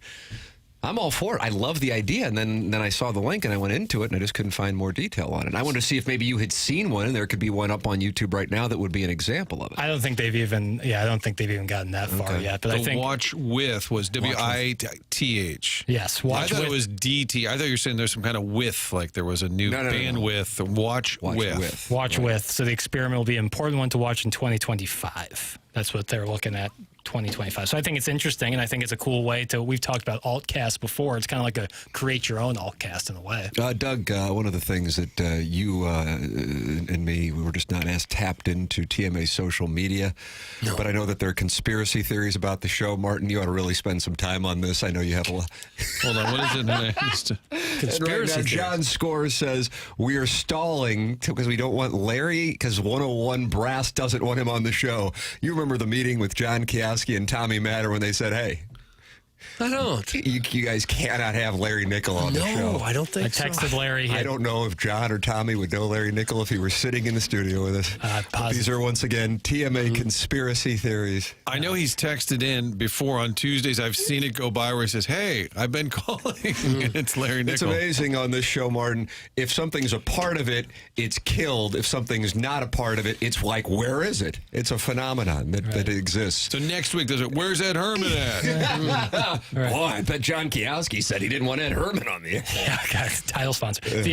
Larry texted me that he had 2 doctor's appointments later today, so he could not call in late. Oh. He couldn't call in past like 8. That's what Kioski told you to say. Right. I've been fed that information. Yeah. These earbuds are just a direct line to management. Did you say this show was founded by John Mills? Wasn't that John Stuart Mill? John Mills. Yeah, he was going where the news is. That's what he said. KMOV. Go where the news is. John Mills. You did have a deep delivery. Chairman Stephen Wildwood says he wants to do Cardinal games. I would do it during the Cardinals games, and you could see me actually pass out after mic drop type commentary. I'd watch Stephen Wildwood do Cardinal games. Too. There's a lot of people I'd love to watch, and I think that could really help with where sports are at the moment. Kind of the monotony of regular seasons, break it up a little bit. I agree with you. That's why when I read it, I'm like, damn, this is a great idea. They have to do something, because just relying on people who always watch regular season baseball, hockey, or basketball, I think is antiquated.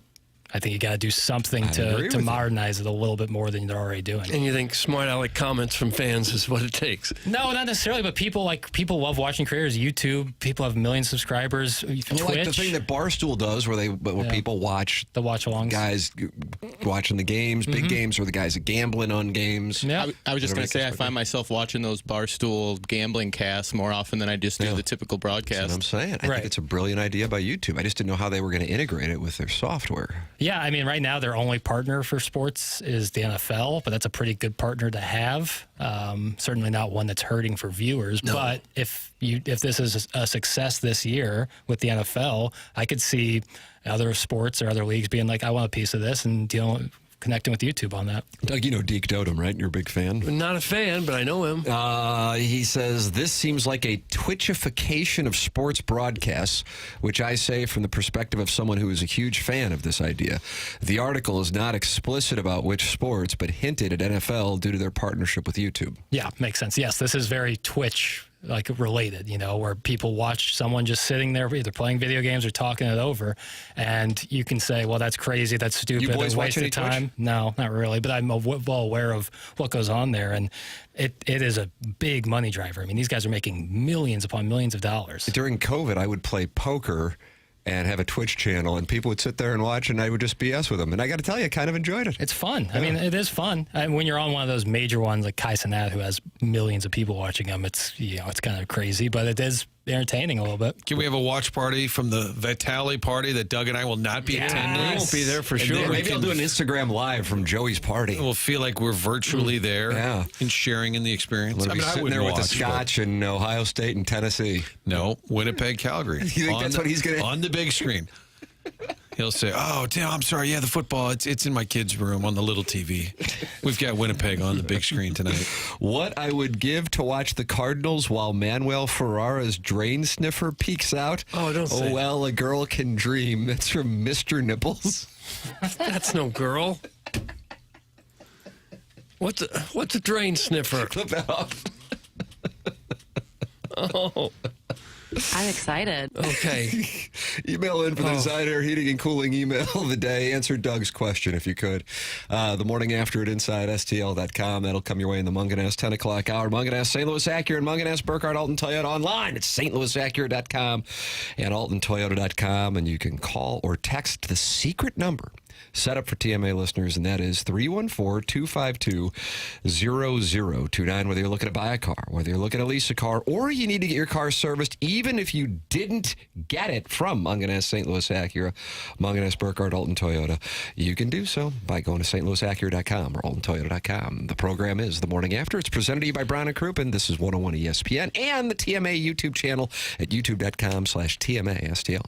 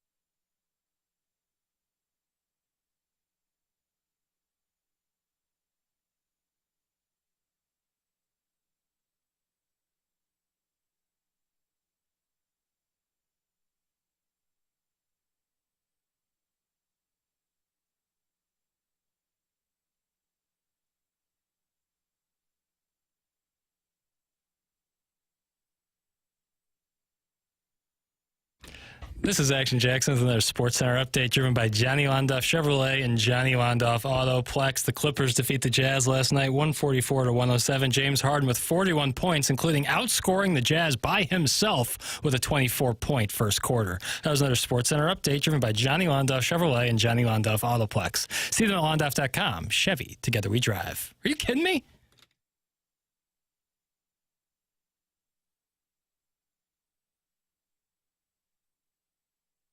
Welcome back. Morning After. Presented to you by Brown & Crouppen, 101 ESPN. Tim McKernan, Doug Vaughn, Martin Kilcoyne, Jackson Burkett, Chairman Kurt with you. You're welcome to call into the program, 314-974-0101, or text in 314-399-9646. That is the Air Comfort Service text inbox. And Sharon and Clayton and Jackson got sideways yesterday, Martin, after you had to go back to onboarding. And it was over Travis Hunter and Travis Hunter's fiance. Yeah.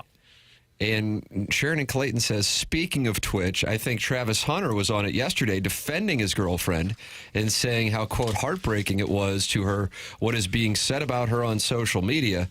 I guess he listened back to the podcast and heard Pittle's argument and felt he had a simpleton in his camp, so he felt empowered. That's from Sharon and Clayton. She was the one doing... The reason he made the video was for people like Sharon, chastising this woman they don't know. What Did she call you a simpleton? I guess, whatever. That hurt a little bit? Can't win. It's okay. I stand strong on my case. And what for the record, what is your premise? My premise is you can't judge somebody or someone's relationship based on 8 seconds of combined clips on social media. And when everybody is saying that, this person's toxic on Twitter, by and large, that means the opposite is true. Hold on a second. I want to follow that. If someone is saying... everyone on Twitter over the weekend was like, Travis Hunter's fiance is terrible. What a toxic relationship. You guys don't know her. You don't know them. Maybe she is, but you don't know that based off these 8 seconds of Twitter video. And so when the mob is going one way, chances are the other way is correct. How about that, Doug? I'll be darned. I don't know. I just don't I think it's a nasty part of the business of I get these people are famous, have a lot of money, but that shouldn't be a punishment. What are we talking about now? We're talking about Travis Hunter, and it shouldn't be a punishment. It shouldn't be these people shouldn't be punished for being celebrities. I don't think. I think they shouldn't be raised up above other people or civilians, but I also don't think that they should be punished and subject to being ripped when people don't know them, especially someone his fiance who's not in the public eye. Shannon Sharp talked about the situation, and he issued a pointed warning. Ooh. Mm-hmm. I would not consider what I've done a pointed warning. What about Sharon and Clayton? No, pointed. I don't really know what that means. Shay is going to tell us. That's right. Club Shay. A pointed warning to Travis Hunter as the drama surrounding his fiancée continues to unfold publicly. His fiancée has been at the center of controversy since Hunter's Heisman win, with several videos circulating online sparking criticism of her behavior. Both Hunter and his fiancée have since addressed the situation on social media. Hunter said she got drunk and cried herself to sleep amid the backlash. You ain't never had no girl, so why are y'all talking about me? Hunter said in a recent Twitch live stream. Find someone else to talk about. Go talk about your girl. Go find a girl. Go find a life. Stop worrying about what I got going on. I know what I got. And then Shannon Sharp said he knows what it's like to be in the public eye and offered some advice and a warning to the high-profile couple. Quote, when you date publicly, that breakup is going to be public, he said alongside Chad Johnson. When you do all that publicly, guess what happens when it goes sideways? All that plays into it. Sharp's issue with the situation is that there's been an excess amount of oversharing, which has been ammunition for their critics. Quote, for you to talk about the reason you left him on read in your inbox is because he's younger than you and he cheated. Now you threw that man under the bus. We did not need to know that, Sharp said. Why do you put that man's business in the streets? Are you perfect? I don't like oversharing in a relationship. It was unnecessary. You don't have to share everything, people. You don't. What's that about? I don't know. I lost the thread there. Do you like that term, Doug? I lost the thread. No, I don't care. Who got left on red? I thought this was all about her not standing up and jumping up right away. Maybe Sharon and Clayton know something that you don't know. And I'm watching the video now. It's a lot about absolutely nothing. Yeah, I know. Is this still a pointed warning? It's like she doesn't know what the protocol and no one else is standing up. And so Dion just kind of taps her on the back and says, go give him a hug. And so she does. How is that a story at all? I don't think it is, but, I don't know. People need something to complain about. It's not 8 seconds. There are multiple instances going around that support this belief about her. Multiple different cases showing her true colors. You and Travis are exactly why girls like this can find a dope to date them. That's from Sharon in Clayton. Wow. So okay. So you said the word true colors and you've never met the person. Exhibit A. Well, I haven't seen any other videos that might indicate that she's an issue. But this video, how could you do it based on videos? That's lunacy. That's so crazy. This video from the Heisman is absolutely nothing. Of course, it's nothing. It does. There's no video out there. Like, obviously, there could be some video that would be very damning. But like, just their day-to-day interactions where you can build a case on a person's character. That's nonsense. But this is national television. She's got a camera 3 feet away from her face. He's just been announced the winner. And it looks like maybe his mother stood up and Dion was behind the mother, hugging the mother now. And Dion says, go, give him a hug. That's what Dion says to the girlfriend. And she stands up and does just that. I'm not litigating that she's a good or bad person. I don't know. I'm saying that you can't know anything about their relationship just based on what you see on Twitter. That's what I'm saying. I'm not trying to be like, oh, she's a great person. I don't know. I never met her. I don't know anything about her. I just can't imagine anybody came to the conclusion what a horrible person this is because she was maybe half a second slow to get up and give him a hug. There was another video. She was like kind of complaining about him taking pictures with fans. I don't know. Was she drunk at the event, or is he saying later she was so upset she got drunk? That she got drunk to get herself to sleep. That's what it sounds like. Okay. But I don't know what Shannon Sharp's talking about with she posted that Travis Hunter was cheating?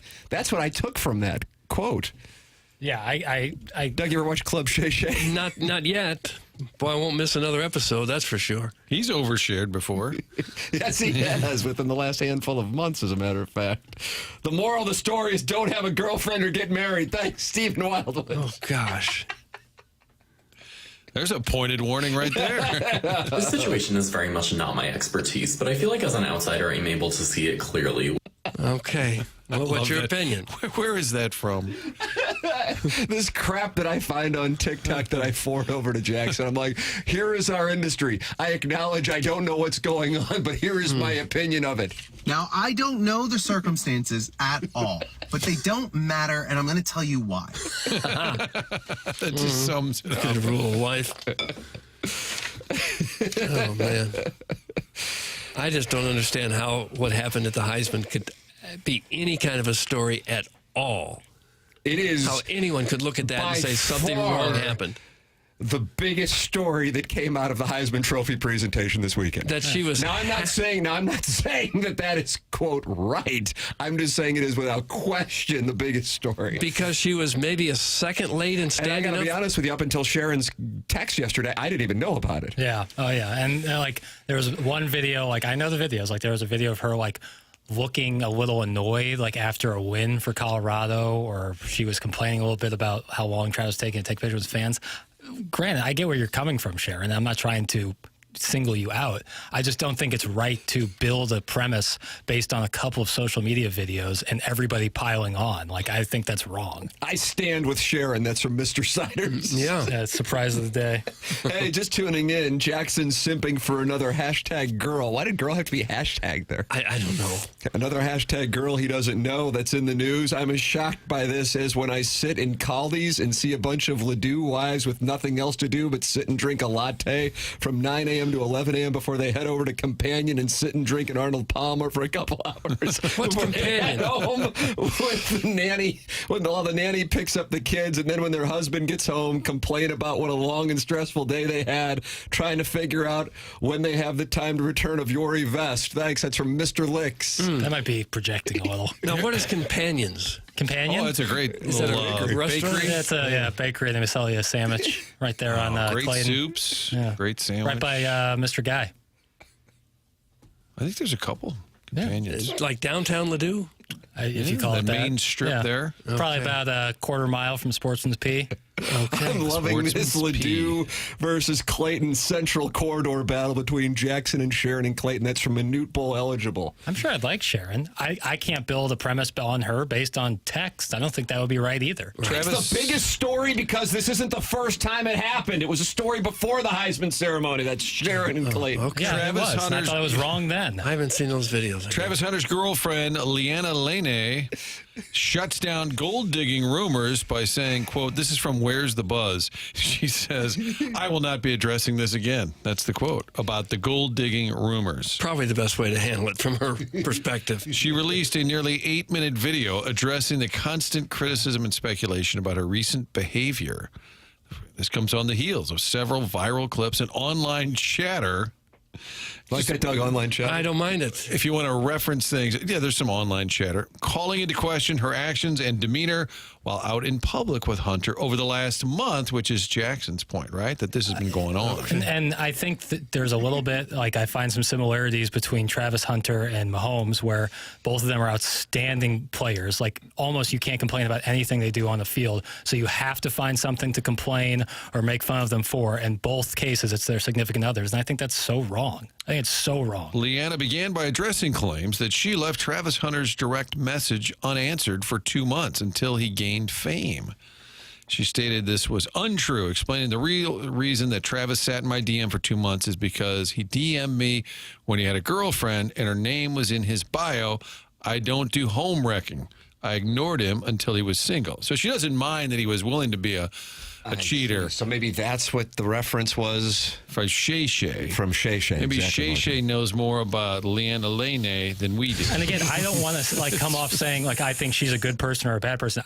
All I'm saying is I don't know, and no one else knows either. No. But she said, I won't date you because you have a girlfriend. But then she turns around and dates the guy who was willing to do that after he breaks up with said girlfriend. With everything going on in this enormous country, how is this possibly a concern of Americans?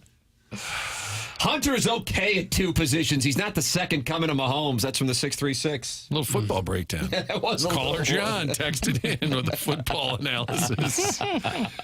Get involved in the program the morning after at InsideSTL.com. We got that Design Air Heating and Cooling email today coming your way at 10:45. So send your emails in the morning after at InsideSTL.com. If you're looking for a holiday gift, go to mysoundstory.com and you can get a podcast with your loved one. Mother, father, grandmother, grandfather, making sure your family stories are saved forever. And now we have added the video feature for 2024. It's a 3-camera shoot, and that also is an option at mysoundstory.com. When you enter the promo code TMA at mysoundstory.com, you get 10% off a holiday gift card. It is perfect gift for children to get their parents for the holidays. mysoundstory.com.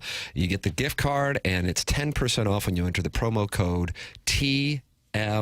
I do, man, I've done hundreds. Doug's done hundreds at this point. We love having the conversations with people. You can do it over Zoom, or you can come into the studios here at Hubbard Radio in Creve Coeur. MySoundStory.com, promo code TMA for 10% off. Martin, you got to go do onboarding, correct?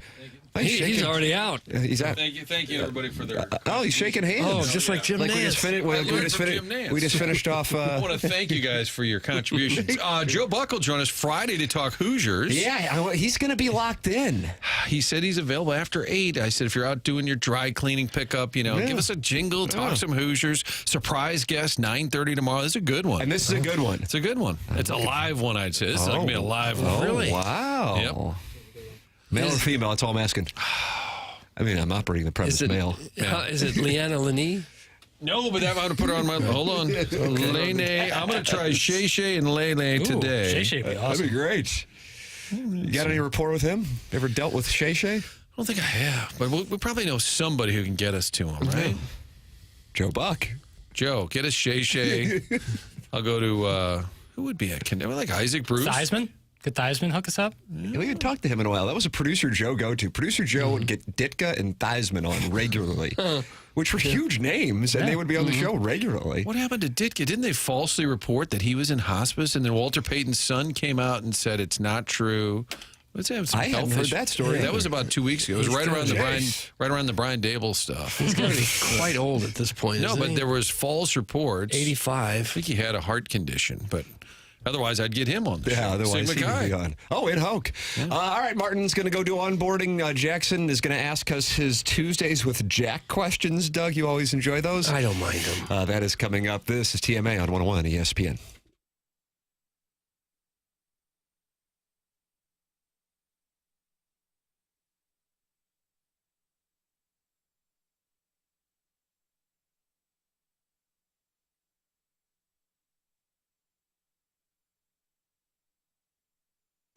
Great time of year to do stuff with friends and family, and that includes going to the St. Louis Zoo in December, which throws you off a little bit. Well, there's a reason why. They've got the Wild Lights display going on.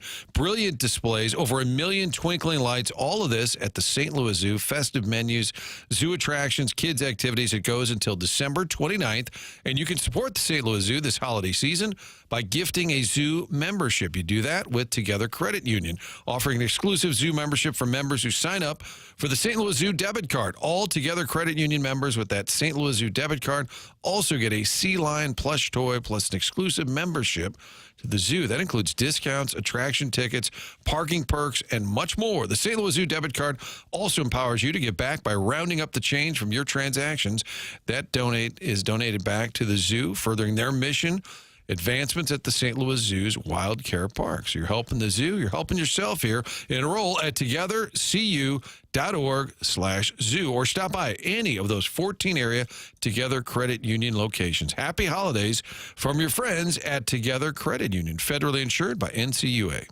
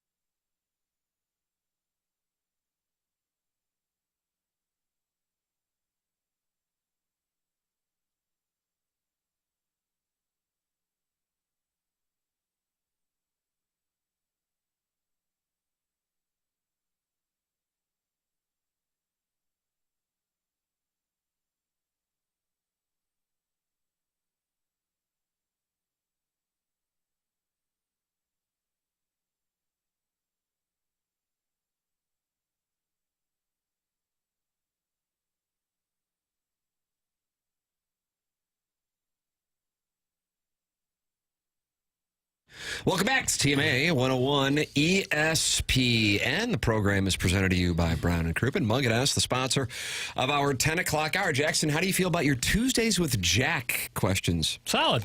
Feel very solid. Wow. Doug, color me intrigued. Okay, yeah, me too. Tommy Mattern, head of operations here at Hubbard Radio St. Louis, has issued a statement by way of my phone for those theorizing that he has banned Larry Nickel from the show. He said, I have had the pleasure of meeting Larry. There is no ban. So Okay, Doug, well, that's good there it news. is. Yeah. I guess that was a YouTube chat. Is that a social media talking point that Larry's been banned, Chairman Kurt? No, today was the first day is I that right? saw Really? it. Yeah, just a couple rabble-rousers in the YouTube starting things. But I feel like he's been on. Yeah, he has. 101. Okay. He's been on 101. Okay. He's been calling in like really early recently, like 7 o'clock. Oh, is that right? And which is not his desired time slot's right around 8:30. Mm-hmm. But he calls in when he's ready to go. When he's good and ready. Yeah. We know that the Design Air Heating and Cooling email today comes your way at 10:45 the morning after at InsideSTL.com. Compete hard by sending your emails in for the Design Air Heating and Cooling email today. Jackson feels good about his Tuesdays with Jack questions. Those questions are coming your way. This is the Morning After, presented to you by Brown and Crouppen on 101 ESPN.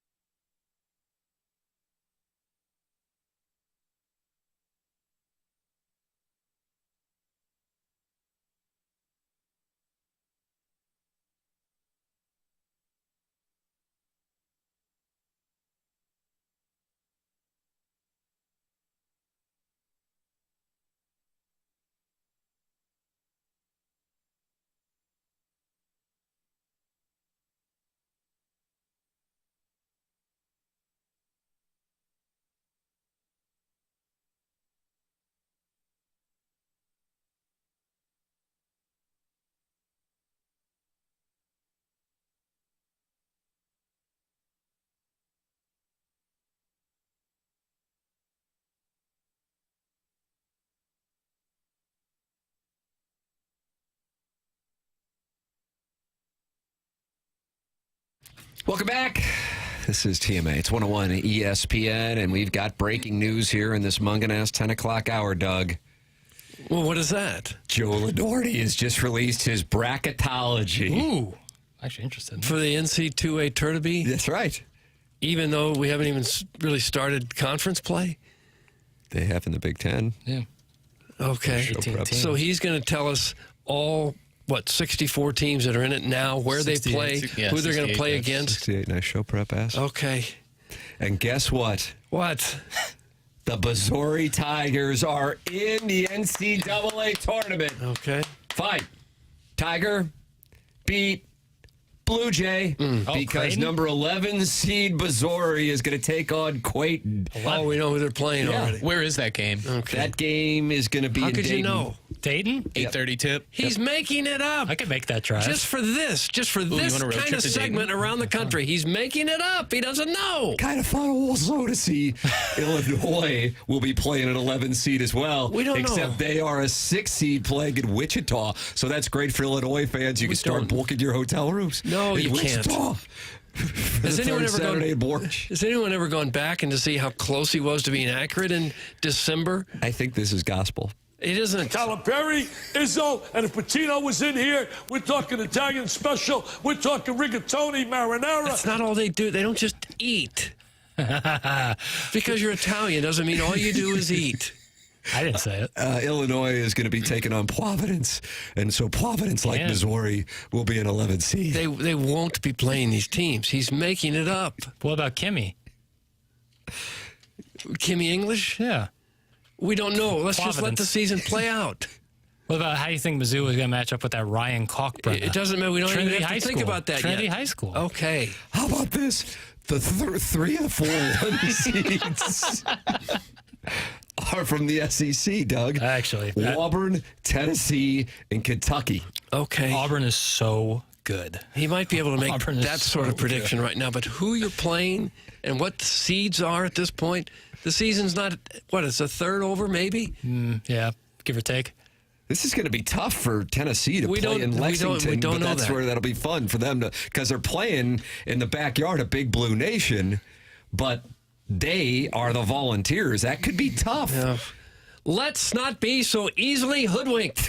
I don't like an 11 seed for the Tigers. We don't know that that's what it's going to be. That's like the max seed you give a Power 5 team, and I don't like that. Although if they win this Sunday morning.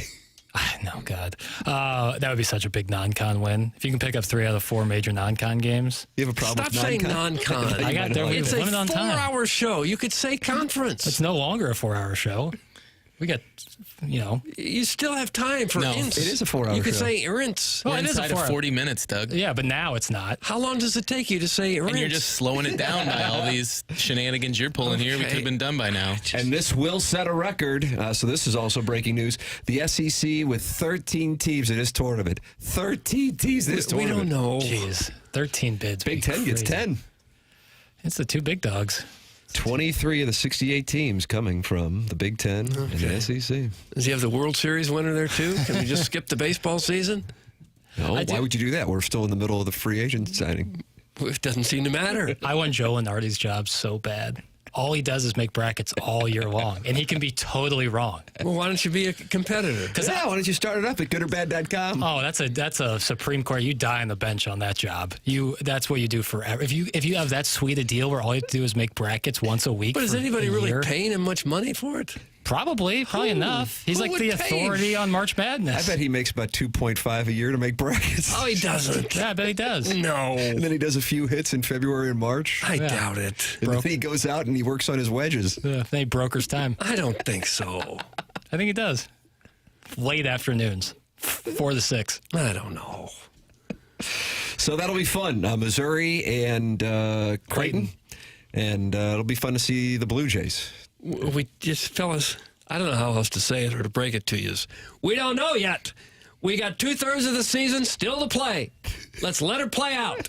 See, Creighton beat Kansas, but Mizzou also beat Kansas. So you're common opponents. So that's why they're putting them together. But I would say Creighton could be a 6 seed, while Missouri's a lowly 11. Yeah. They're going to be battle tested. It's by the certainly end of a that worthy SEC argument run. right now. Yeah, Jacksonville State tonight.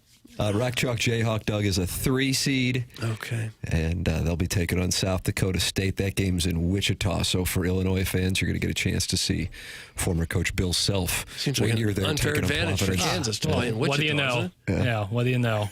Wait a minute, I'm arguing this thing that's not even going to happen. You don't know that. This could actually be the bracket. That's exactly It right. won't be the bracket. And we're breaking the story here on December 17th. And he makes $2.5 million doing this fantasy game. That's correct.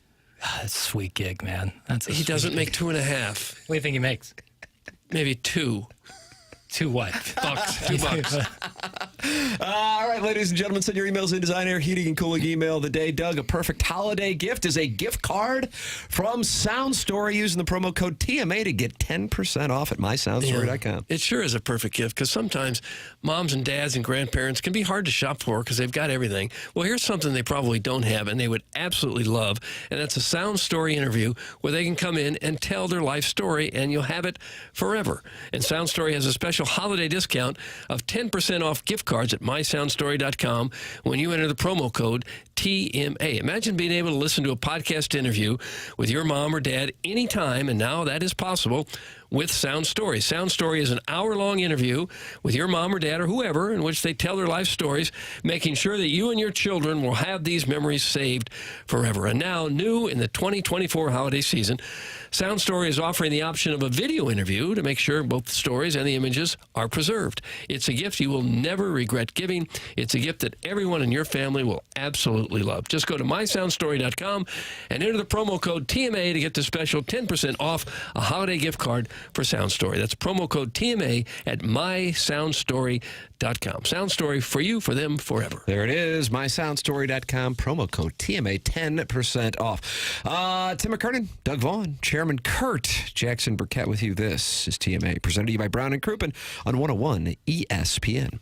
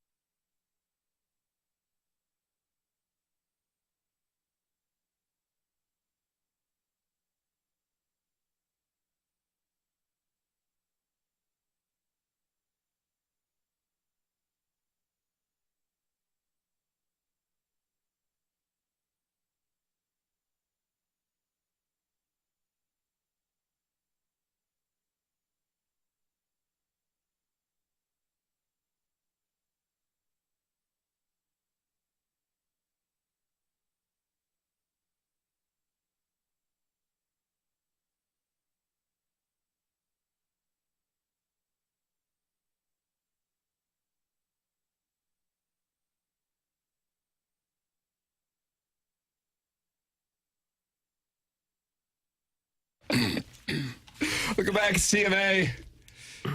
Doug's appalled by some of the things he's learning as far as compensation and speaking engagement fees for friends of the show. Joel and Wardy. Okay. And Doris Burke. Jackson, you would pay to have Doris Burke come speak to you. Just like to me, like in my home. That would be a little Well, I'm sure awkward. it's coming to speak to your group. Like a keynote speaker? Right. Yeah, like the Horton Watkins 10-year reunion. I'd love that. I love Doris Burke. You better buck up for old DB. We got it. $50K, Doug. Pocket watch. We for got to it. speak for, what, half hour or so? Yeah, what's probably an hour. It's probably per 60 minutes, I have to assume. We can contact him for a virtual fee. Oh, it's like an estimate. Jeff Van Gundy's only $10,000. Well, we all know Stan is who you really want. Although Jeff will let you know. And this is just to come and kick around some NBA stories? How much would it cost you, Doug, for an hour of speaking engagement? No one's ever paid me a nickel. Is that right? Really? You've never done spoken to like a class? I have. And they didn't pay you? No. I wouldn't expect it. Has Ledoux asked you to come back since you've kind of started to blossom in the market? Watkins Hall of Fame? They've asked me to do career day, and they're Have like, they really? But we'd really love you to come in, and they're like, it's at 9 a.m. I was like, well, my career, I'm on the air at 9 a.m., so it's kind of tough. They're like, well, just take the day off. I was like, that's not. And this It's particular interesting that career, everybody at St. Louis University High School has invited me for career day. this particular career day was going to be your advice to not follow this career. Well, no, This guy's a rising star. And I want to, if the person out there who invited me is listening, I do very much appreciate the invite. And it's very kind. It's a parasocial comment. It's just like I don't like. It's it would be tough to justify taking a day off of work to come speak at a career day. You know, when most of the kids wouldn't be interested anyway. They're just trying to get to the hour. I don't know. This is a fun career. You think you'd be in the top 50 most recognizable Ledoux alum? Yeah. Oh, wow. Really? Well, of my class? No. Of all time? Yeah. No, God, no. Who's Of all number time. one? Andy Russell, the old Steelers linebacker? Yeah, probably. He was in Hoke as well. Jack Fox, my guy, punting for the Lions. Yeah. That's your guy? Mm-hmm. Went to elementary, middle, high school with him. They must have had some big name people. Jay Randolph Jr. as well. Yeah, I think they would be obviously big name people. a lot of private equity folk, so maybe people you don't know. That's why I said Why would you get recognizable. private equity when you can do sportscasting? It's a question I've been asking. This is why they want me to come to career day. I'm trying to change the narrative. Why would you want to own the radio station instead of just work there? Don Kahn is so parasocial, and appearance fees are so brat. Tee. Also, doesn't Winorty do radio for St. Joseph? Pretty sure he does. Hey, Doug, they have that mascot that flaps its wings all game. Think about that. That's a Brian Engine. Think about it, Doug. They got what, an eagle? Do they have? Or a hawk? Hawk, and it flaps. It has to flap its wings the whole game. Really? That's the deal. What do you mean the deal? You don't know this? Like in the charter? You don't know. I'm surprised. I can't believe you don't know this. St. Joseph Hawks? Hockey want wings. St. Joseph. Hawks! Okay. The university. Where's that?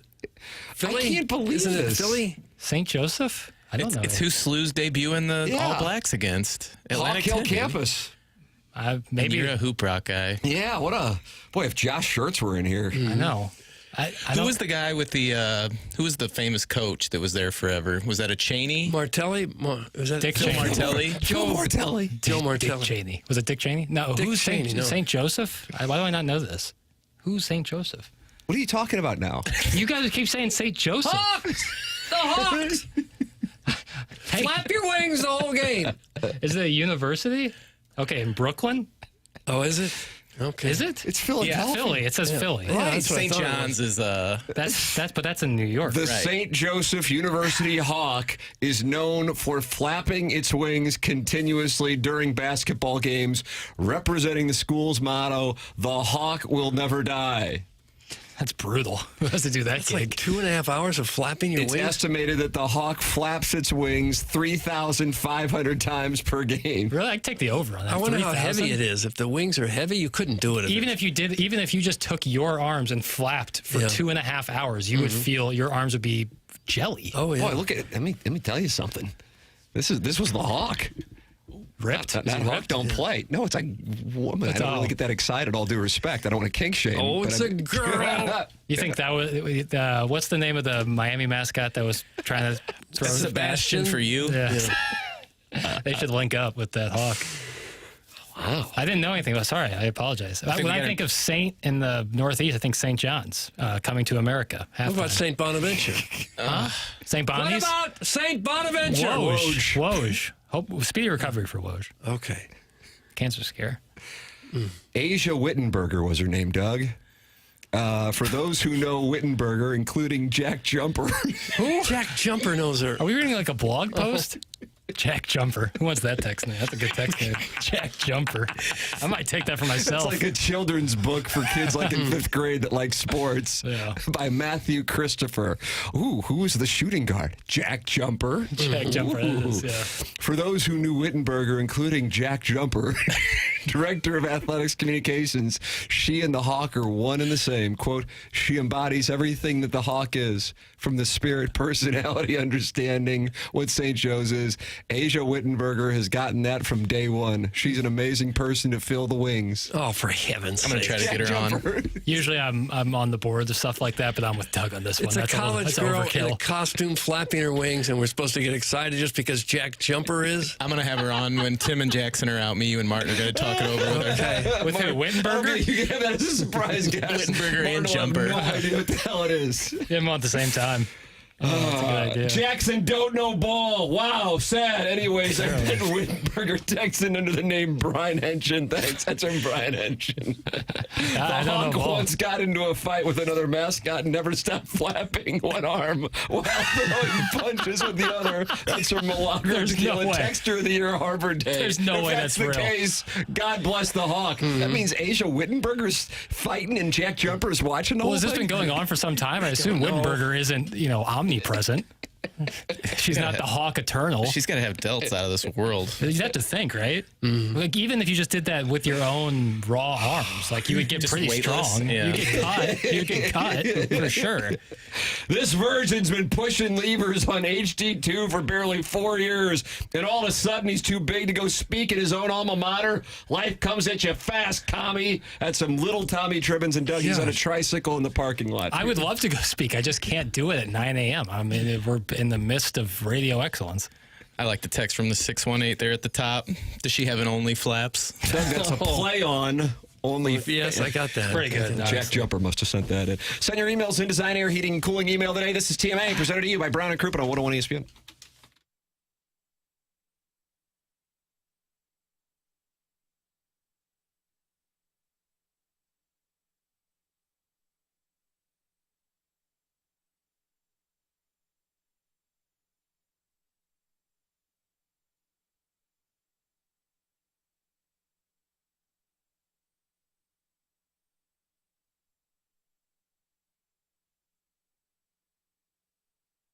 McKernan here with you to talk about aesthetic design and build online at aestheticdesignandbuild.com, or you can call 636-532-5008. Aesthetic Design and Build's been building high-quality custom decks and outdoor living spaces now for over 30 years. Dan and his team have a showroom in Chesterfield Valley, and I have gone out and I have seen that firsthand. So impressed that I had them to my home to take a look at the work they can do for us, ranging from doing a full-on custom deck, adding on a pergola, or even looking to shade a covered patio with retractable screens. They really do have answers for it all. Visit them online at aestheticdesignandbuild.com and let them know I sent you their way, or you can call 636-532-5008. They have a strong referral base from customers who had great experiences with them at Aesthetic Design and Build over the years, and for the most part, if someone has used them for one project, when they move or buy another home, they use them for that project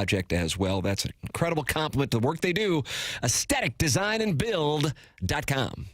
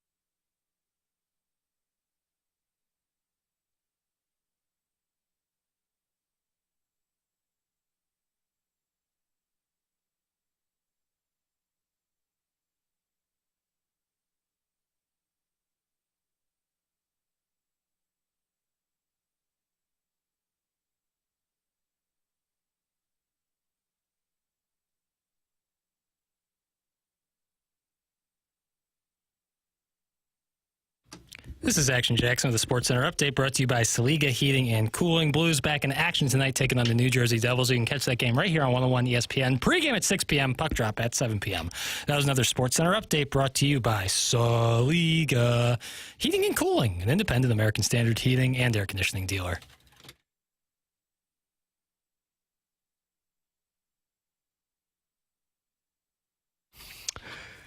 Well, I mean, this is a program now that's just breaking news left and right. We can confirm that in the mid-1990s, the St. Joseph Hawk and the Rhode Island Ram did fight, and the St. Joseph Hawk did continue to flap its wings throughout the bout. A very confused Rhode Island coach, Jim Herrick, was talking with the officials about what had just transpired in the middle of the floor between the Hawk and the Ram. Phil Martelli had to get in the middle of it between the Hawk and the Ram. And I just saw it with my own eyes, courtesy of Milagro Tequila, Texture of the Year 2023 and 2024 Arbor Day. I think the best in the business, Doug. Yeah, paying dividends early. Amen. Does one of the other teams get a technical if your mascot gets in a brawl? I would think. What is the rule? I would think. You're always chirping officials at the JCC, right? Not chirping, but, having pointed warnings, conversations. Just say nothing. Sometimes it's how you do it. It's not yelling at the official. It's saying, hey, how come that wasn't a foul down there? Call them both ways, zebra. Yeah. Guys, I was the mascot at my school, and you wouldn't believe the amount of banging that went on between the mascots and the costumes. Whenever you would play another school, you and the other mascot would meet in the costume below the stadium. Sometimes it was a girl, but if you were lucky, it was a guy. No. That's from That's furry behavior. Would they let me apply? Don't take shame. Would they let me apply to be Truman, or is that a student-only job? Probably student only. How creepy would it be if some 30-something guy said, I'll be Truman? I'll be 40 by next football season. I may make a series out of that. The older chairman you get, applies to be Truman. I think first they're going to find a quarterback, then they're going to find a 40-year-old mascot. I think that's the priority list. Unless if you were really old, it would be kind of cute. Drink, if you're listening. If you were 75 or something, you go, Like the look, Six this Flags is old guy. school. Like the Six Flags. I am available in the mascot portal. So, Chairman Card could be Truman next year. Keep an eye on it. Hey, Schaefer Door Company is the sponsor of the app on TMA. That's Jason Gosrow and his outstanding company. This is the time of year when temperatures get cold that you hear that garage door spring snap. Garage door comes falling to the ground. You go, what in the world was that? Here's the deal. Garage door spring broke. It's not the end of the world. You go to SchaeferDoor.com or you call or text the number they set up for TMA listeners, 636-782-3608. And then one of Jason Gosrow's service techs will be out there and they will fix it with the quickest response time. I don't know how many TMA listeners have said, man, I had it happen to me. And they were out there, and oftentimes they are able to do it the same day. They service all kinds of garage doors for service and new installs. They service commercial doors as well. It's Schaefer Door Company. Online at SchaeferDoor.com or call or text 636-782-3608. Schaefer Door, a Clopay master authorized dealer. I am monitoring PowerMizzou.com like crazy today. Is today the day Doug Missouri gets a quarterback? I don't know. I don't know. Well, Maybe they got their mascot taken care of with Chairman Kurt, but they must not think Sam Horn is the guy if they're frantically searching for another one. You got to have a plan B. You got to have a plan Should have a B. competition. As we saw, Drew Pine isn't necessarily the direction you want to go. Well, PowerMizzou.com and the Colonel brought to you by James Carlton, the Carlton State Farm Insurance Agency, online at carltoninsurance.net. He is my insurance agent, and man, I am so happy that I made the switch. And you go, I've got somebody I know who's kind of taking care of it, friend of the family, or I know the guy from college and it's his job and I don't want to, he's fine. I email him and a couple days later he gets back to me. I ain't gonna cut it. You got a claim, you got a wreck, you got something that happened to your home, you got life insurance questions, you need answers immediately. And that is why when you call right now, 314-961-4800, you're going to talk to somebody right here in the St. Louis area with James Carlton in his office in Webster Groves. It's also super easy to go to carltoninsurance.net. The service separates them from everybody else, plus the way they go out of their way to make sure they're saving their customers money. carltoninsurance.net, 405-star reviews on Google Reviews. It's James Carlton. If your insurance costs a leg and an arm, call James Carlton, State Farm. Design Air Heating and Cooling email of the day is next. This is TMA on 101 ESPN, presented to you by Brown & Crouppen.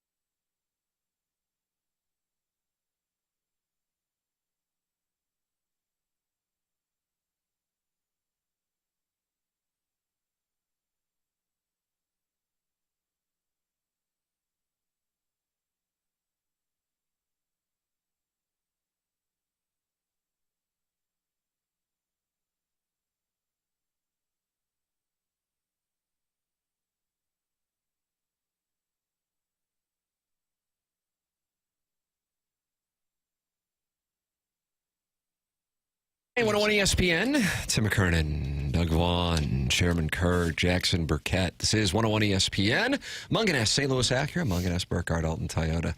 10 o'clock hour. Ladies and gentlemen, it's time for the Design, Air, Heating, and Cooling Email of the Day. Ow!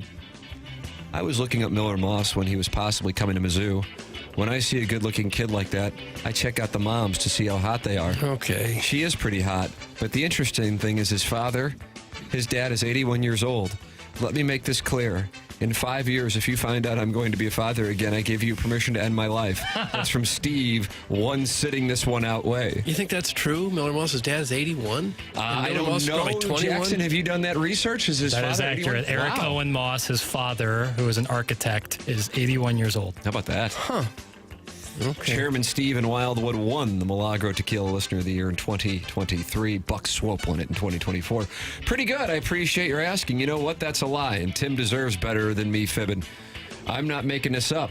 As Chairman Kurt continues to filter me, it's as though he forgot where he came from. Jefferson Dam County. How about throwing a guy a bone? And I will not be addressing this again. Utilitarianism is an ethical theory that determines right from wrong by focusing on outcomes.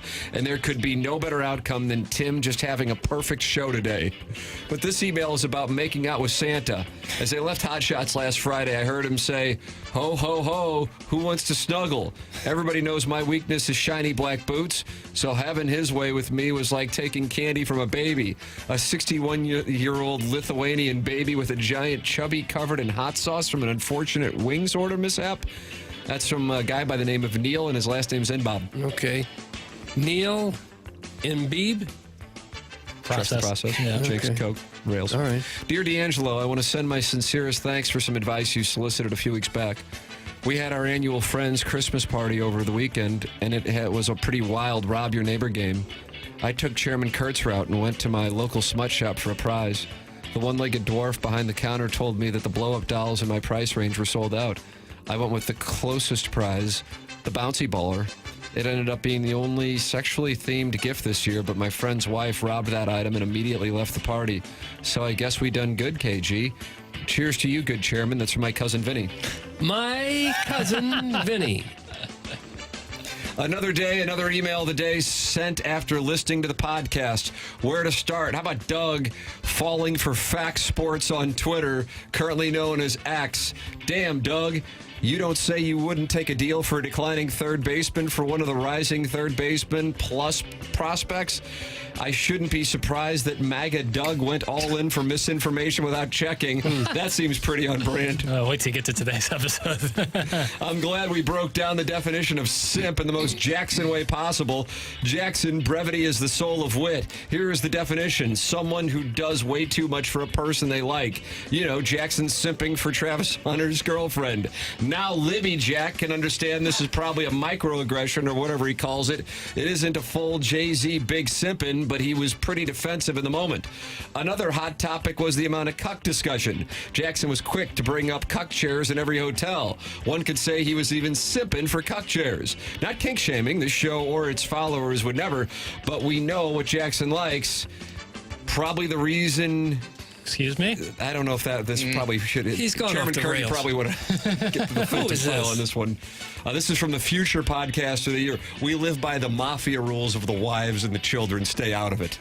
Wives including significant others also. Jackson's significant other took a hit right there at the end. That's why I That's his name is edited on the Future fly. Podcaster of the Year? Yes. Poor email.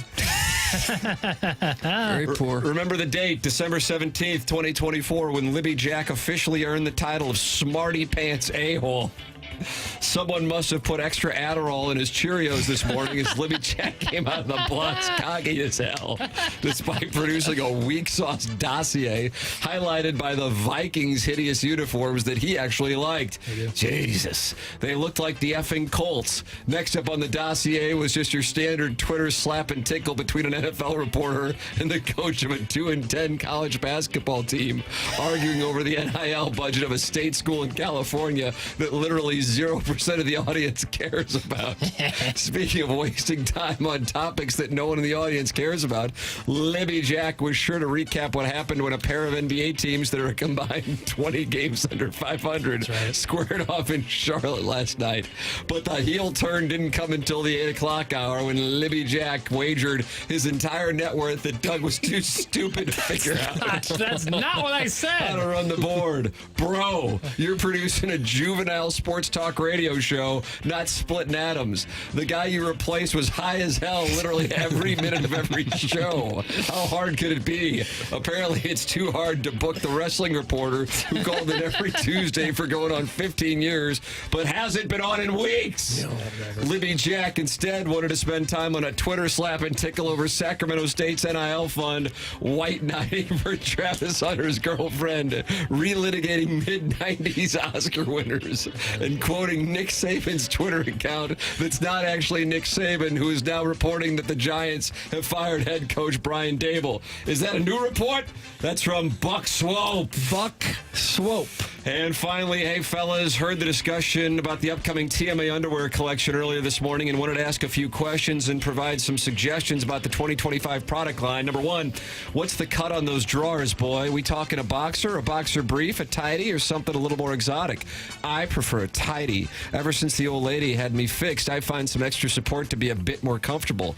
But some exotics could be a fun Christmas surprise for the father-in-law. Number two, a little TMA logo or just a little picture of Doug's face would look real cute on the front of the boy flap. Okay. I would feel guilty every time some dribblies fall onto Doug's whittled chin. That's enough! Who was it, Tim? It's a medical doctor, Dr. Dickenballs. Okay. Dr. Deacon.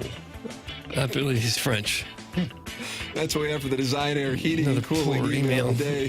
What you got? I think the only possible solution is Chairman, Buck don't Swope. delete them just yet, because I'm still looking at them. It just disappeared. Sorry. Buck Swope. I'm voting for Buck Swope. Chairman, your vote. It was riddled with inaccuracies, but it made me giggle. Buck Swope. Oh, my! Jackson, do you feel like you and Chairman Curtin now you're going to be like the Hawk and the Ram at St. Joe's in Rhode Island? No, I mean, Buck really good email. Not every time I open my mouth, I'm not like being an idiot. I think sometimes I say stuff with some merit. Whatever. Sometimes, yeah. And I wasn't saying Doug was too stupid. I just know he's not great with technology, and this would give him some trouble. He's not too stupid at all.